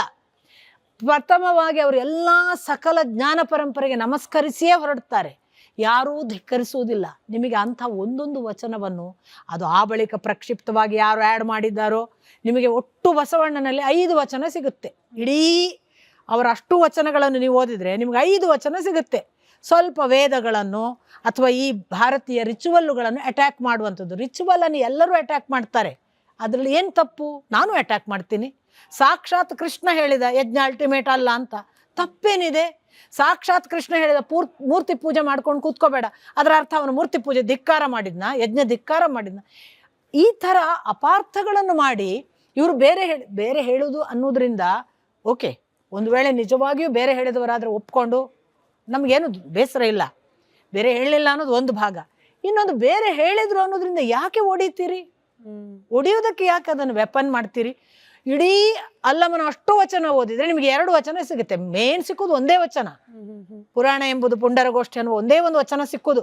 ಅದು ಒಂದನ್ನೇ ಇಟ್ಕೊಂಡು ಇವರು ಅರಿಯೋದು. ಉಳ್ದದ್ದು ಹೇಳಿಪ್ಪ, ಉಳಿದ ಅಷ್ಟು ವಚನ ನನ್ನ ಮುಂದೆ ಬಂದು ಕೂತ್ಕೊಳ್ಳಿ, ಅಥವಾ ನನ್ನಂಥವ್ರು ಯಾರೇ ಓದಿದವರ ಮುಂದೆ ಬಂದು ಕೂತ್ಕೊಳ್ಳಿ.